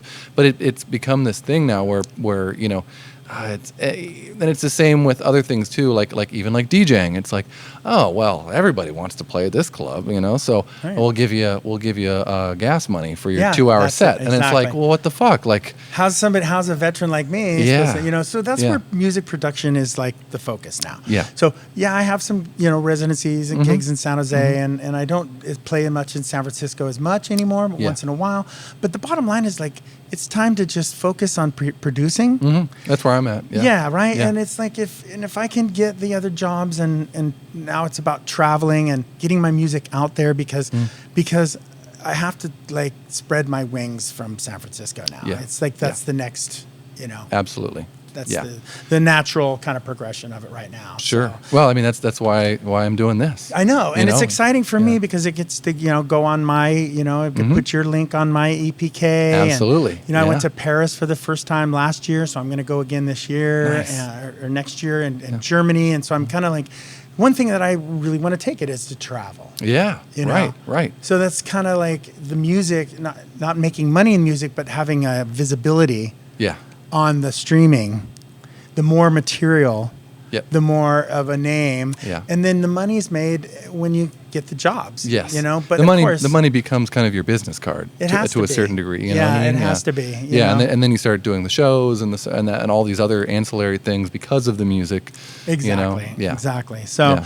so that's kind of where we're at. It's like, Yeah. maybe we should collaborate on something. Absolutely, man. Yeah, That's cool. Yeah. Yeah. I've been wanting to. So what I'm doing now is I'm creating like a Dropbox. Because there's a couple different ways that you can collaborate. Right. I do like to sit down in the studio sometimes Sure. and just jam out. But I also like to, a lot of times I'll just upload stuff to this Dropbox folder that I've got Nice. and categorize it and then just send that to people. And you can kind of do this one of these things where if you have a day off or something and you're Right. like, you're in San Jose or whatever and you're wherever you are and you're like, oh, let me just see what I can make of this. And you Fun. can kind of just pull from it, and then you end up having this Really? collaboration where it's like it's kind of no pressure. You know what I mean? like that. Yeah, I like that. yeah. It's a really nice way to just do stuff and be productive, but at your own pace, with no time- pressure, time no code. pressure. Yes, Like that. Yeah, Okay. yeah. So yeah, All right, Nito Bandito. Yeah, I'm yeah. into it. Yeah, it's probably. Who knows? They say that if you have a good idea, you shouldn't be afraid about telling people about it. But that's a well. It opens up a whole new It does. box. If somebody wants to do this, I would be happy to just use it. And I've already said it on the podcast once before, but I would like to start a service one day where it's literally just that. It's just file hosting, and each person has their own, and it's essentially like Dropbox or whatever, but it's for musicians. like open source. Kind of, yeah. And you just have your files on it organized, and Right. you send it to someone, and like they that. can. Yeah, it's literally that's all it would be. I mean, maybe there's some advertising on it, or a small monthly fee or whatever, but. Just kind of. I mean, you could do that with Dropbox, but it's not a thing. Right. Dropbox is for You're everything. more of a landing page. Kind Yeah, of thing. yeah. I would want it to be this thing where you call it something. And I like that. Yeah, No, I think it's great. I mean, we have to stick together as a community, and I Yeah. think that's what kind of happens. That people, get caught up in their own ego and like that, which is human and everything. But at the same time, it's like. Supporting the fellow DJ and fellow producer is kind of, that's kind of where it's at, because otherwise you will end up just kind of alone, and I don't have any interest in that anymore. I'm like, I think there was a time when I was like just kind of beating my own drum, and I would always bring in other DJs and help them and support them and teach them and stuff. But at the same time, so many people I didn't associate with that I kind of like, they always supported me, and I knew who they were, and we're still friends to this day. But I'm not part of their scene. Yeah, Kind of like still just my own thing going on. As alien flying around over here. It's like, he's a unicorn. No, he's a spaceship. Yeah. He's a unicorn in a spaceship. Where's BB Ben? Right. Yeah. So, but that's what I love about Headroom so much. Is I really feel like it's it's a labor of love. I just MC the thing. Ryan, Michael Robbins, and Bruce McVaughn. They're kind of they're the driving force behind it. Yeah. But I really do feel like it's something that we're I love it because it even though it's only a small crowd, and it's getting bigger.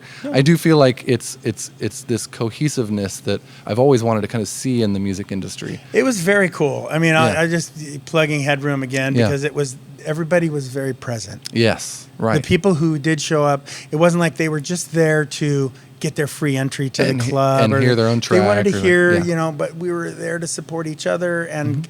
And it wasn't just it wasn't critiquing each other, like you need to do this or that. There's no panel more like, of I people like it. It's a supportive kind of group. And then there's people who are they were really attentive. They were listening and they appreciated every different style. And they were just cool, like people, they're fans, right? Right. A lot of those people that were here, I think it was like probably at least 50 people here that night. Yeah. It was cool. Yeah. And, we're going to just keep promoting it. And I got more music to bring in. And so I just want to be a big part of it. Yeah. And of course, I will be back a lot, but moving to Los Angeles in January. Oh, are you? Yeah. Oh, wow. Yeah. So Crazy. Okay. John Schneider. Yeah. contacted me a little over a year ago out of the blue. Huh.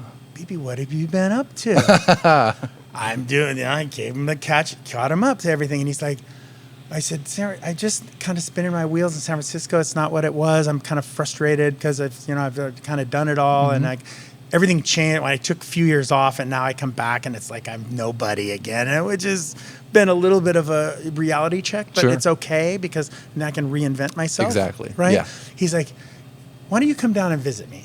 So I went down and visit John Schneider, and he invites me to his house, and he starts taking me around to all his pitch meetings for movies, and he's got all these contacts in the movie business through his brother, right? Yeah. Next thing I'm hanging out with Howie Mandel, Tom Green. He's managing does the comedy circuit still and stuff like that. And he's like, he's like, a lot of people move down here. He's like, I think you could do really well down here. I said, I always wanted to, but I have a daughter just going to college, and he's like, well, I think you should consider coming down here. I said, well, I kind of always wanted to. And a lot of my acting friends are down there too, waiting for me to come down there. Sure. So I put a plan in effect, a 1-year plan. Yeah.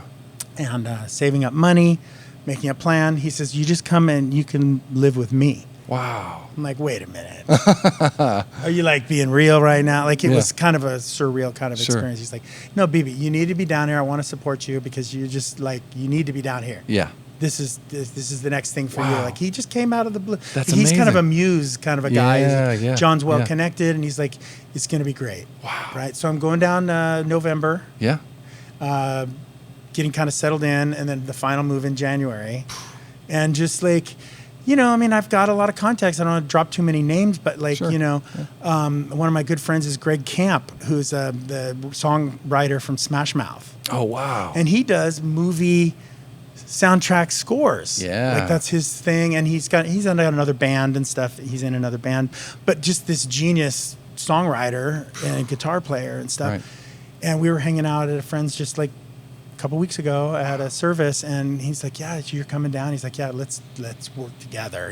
So it's kind of like, I love that. Wow. So the stars have aligned, if you lack for a better term, it's a cliche, but really that's kind of where it's at for me. It's like, that's my next move, but it doesn't mean I won't be, like I have gigs here. Yeah. So I'll be back a lot, and my family is here, and I've got family down there. It's only a 5-hour drive. It's not that bad. 1 hour flight. You know what's great about driving that far is that you get to catch up on all the new music. Oh my God. I just got my thumb drive and podcast. I love driving. I love driving. You do? Yeah. Me too. I love it. I literally not a problem for me. I love to drive. I also, I like to have a car that I like to drive, so I've always been a big Subaru guy. Oh, Subaru? I love Subarus. Yeah. Oh my God, I got a dorky Prius. Nice. Big. But it gets great gas mileage. Exactly. You know what I mean? Exactly, yeah. And it's all right. I'm not all about the image of like having to drive a car. Everybody's chick magnet or something. Sure. I'm just like practical guy. Right.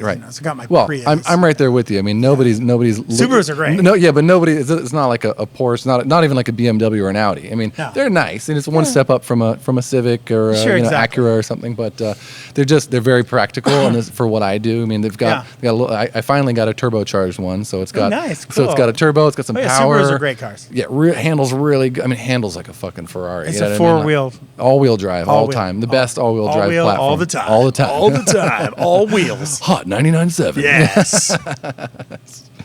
So very practical. I can take it up to the mountains and all that stuff. But you get a good sound system in there, and you just pop on a podcast or your music or whatever, and it's a good time to just reflect. Too. Absolutely. I love driving. It's a good meditation. It's a good time to just reflect, get into your own thoughts, listen to music, catch up. Yeah. Great place to have ideas too. It's oh my for God. me, it's going to be fine. I'll be Thank back. God you can talk to Siri now and dictate your ideas. Right. I'll be back twice a month probably for gigs here. Shit. Well, I'd love to come down and visit you. Yeah, down to LA. Please do. Yeah. No, for sure. I'm going to get all set up down there, and I know there's work down there too, and I've got some DJ contacts down there, so we'll just kind of. Yeah, I've always thought that I might end up down there at some point in some facility. I very much like LA. I just with a lot of things. Even living in the city, like I wanted to live out here for so long. It was just the way that I live my life is like I really try not to like force anything, and just kind of let things happen and take things naturally, right? And so I lived all over the East Bay, and that's for the longest time when I was DJing out here and throwing parties out here and all this stuff and working out here. I was living in Berkeley for 7 years, lived in East Oakland for a while, lived in El Cerrito for a while, And finally, just got the opportunity. I had to move out of my buddy's Organically, house. ended up here. Someone else was like, "Hey, we got this spot in the Sunset," and it's just like, boom, I'm out here. Are you in the Sunset? Yeah. Okay, so am I. Nice. Yeah, well, and Yeah. we're gonna keep the place. So my daughter's in college. Yeah. But we have rent control there. So I got in like 6-7 years ago. Yeah. And it's like we're gonna keep that place. Like, Yeah. You got so to. she's gonna stay there. I'll be Yeah. able to still stay there and stuff. But I'll still be there for That's a lot. great. So I we're love the neighbors. Sunset. Yes, I'm on the Noriega. 22nd and Nice, yeah. dude. Yeah, it's Uloa incredible. to be exact. But Okay, we all don't right, want to yeah. give away my exact location. Yeah, right. Yeah. Stalkers coming down. Yeah, I might have said too much. So yeah, we're neighbors. That's really neat. Okay, Yeah. Scott, I'm Yeah. really excited. Yeah. That's really neat. Okay, I love Well, we the should do Sunset. lunch then. Absolutely. We'll do lunch. Do lunch. There's some good kid. spots out there, though. Like Yeah. So you is that? yeah. There's a lot of. There's a little. What I love about the Sunset is there's a little Chinatown right there. You know what I mean? It's like all the Asian markets and Okay. And what? Noriega. Oh, Noriega. Yeah. Yeah. My daughter and I like to go get pho soup. Yeah, out yeah, there. yeah. That's And the you're best. right by the water. Technically, it's a beach town. You go far enough, and your I feet love are in the the weather. sand. I'm gonna miss the weather. Yeah, That's yeah. that's one thing about San Francisco. I just Well, love. LA is gonna have great weather too. It'll just be a different flavor. It'll be you're gonna not have as cool. Not as cool, but you're gonna have the whole Baywatch beach vibe. That's true. That's true. Yeah. I think it's going to be great. Most people are like, You're gonna love it. Yeah, down there. you're gonna It's love perfect it. for Yeah, you. yeah. And I'm like, yeah, you're probably right. I'm gonna fit right in. Right, and you never Yeah. have to. You'll have a place up here. You never have to give up San Francisco. You know what I mean? never Like, will. I yeah, never will. But it's yeah. kind of like that whole thing where you like even in radio, like you can never start to get to the next level until you leave the radio station you're at. Yeah, Right. right. So here in San Francisco, it's kind of like I don't know what else there is here for me really. Yeah, but yeah. if I leave, Mm-hmm. then I'll be maybe a little bit more attained. When I want to come back, there'll be like Absolutely. gigs. We're like, oh, where you been? Right. Well, it's I'm a coming small to town, it's a small you know. city up here. It's a small like footprint, like yeah. 7x7. Right. The industry is so much smaller than everyone even realizes. No, and that's the thing. That's know. the thing about LA. They told me too. Is like, it's just more spread out. Yeah, and like there's more there's people way and- more opportunity Yeah, because yeah. there's more. and things always popping up. And, Always yeah. new. Yeah, exactly. yeah. So that, I get that, Yeah. and a lot of it's like who you know. So I'm not really going in blind. It's Sure. like really like That's a good way to just do going it. down there. Just like already they're just pumping me, and Yeah. so I'll be in and Yeah. throw some of my own parties and stuff like that. Yeah, and do whatever yeah. it takes to like start to make a. Let me make a know, name man. down. Come I on don't. down. Yeah, I don't. But because I work here, of course, I'm not really. But also the music production first thing right now. Like I'm not really pursuing playing at clubs and that sort of thing. Yeah. I have been getting back into DJing because I want to be able to play at Burning Man and DJ around with Right. my friends and that sort of thing. And take these little kind of like one-off chances. You know what I mean? So, So if you you- start a party, I'll come down and play. Okay, for Yeah, sure. yeah. And I know you. I have not been to Burning Man. I Okay. saw you. I know you were talking to Taj about. Burning Man Yeah, stuff. yeah. I've never been yet. But, Oh man, But you went for the first time, Yeah. or Yeah. Okay, and that was awesome. it was incredible. Incredible. Just Yeah. I mean, you That's can't. something I still wanna do, you but- got to do it at some point. And I remember him saying too, and that's kind of where I'm at too. It's like when the stars tell you it's time to go, then that's when you'll go. And Exactly. so I'm kind of in that space right now where I've got Yeah. a lot going on, and Yeah. if that was on my to-do list or bucket list, then I would be there. Sure. And I know everybody else that goes there, so I kind of like almost like I get that it's going to be cool when I go. Yeah. But I also kind of don't have to really get that it's a great thing, Yes, and that yeah. I see you don't that- want to force it. Like I don't that's wanna what I force did it. too. I I don't had wanna force I had a ticket like 2 years ago, and then I started a new job, and they were like, we need you to start now, and I'm like, fuck. Like, all right, well, it's not the right time, you Sell know. the And then, ticket. yeah, Scalp and then it. yeah, and then 2 years later, end up going, and it's just it's especially if you're into being in the electronic music scene. I'm and glad you just- had a good time. I'm sure. Yeah, it was incredible. Freaking awesome. Yeah, I mean, it's just full of They often say it's the burn that you need, not the one that you want. So I mean, there are things Like that, that. there are things that will get thrown at you that are unexpected. You know what I mean? Like that. Yeah, yeah, Yeah, I mean, if the cards, if it's in the cards, I'll be there. yeah. Yeah, it's Awesome. gonna happen. Maybe you can come to our camp one Yeah, day. yeah, okay, and that's part Yeah. of it too. Is like I have all these connections with camps, yeah. and they're like, yeah, you can come and spin it off. Because I yeah. was like, well, where am I going to spend? You Well, know, so that's the thing. you is can like spend anywhere that's you the want. thing is you already know people there. You're Yeah. going to show up and you're going to have half your know. circle of friends there. You know, Exactly. so it's like walking into a party and everyone's just all your friends are there. That's and you're awesome. like, oh, yeah. I'm excited. Yeah. I'm certainly going to take a look at going. Next year. Yeah. I don't know about Just keep it getting on your tickets radar. and all that. I mean, that's Well, like going with a something- camp makes it easier. That's what I realized. Really? Yeah, Okay. yeah. If you go with a camp, you pay camp dues and that And sort what's of thing. the name of your camp? Iceberg Cowboys. Iceberg Cowboys. Yeah.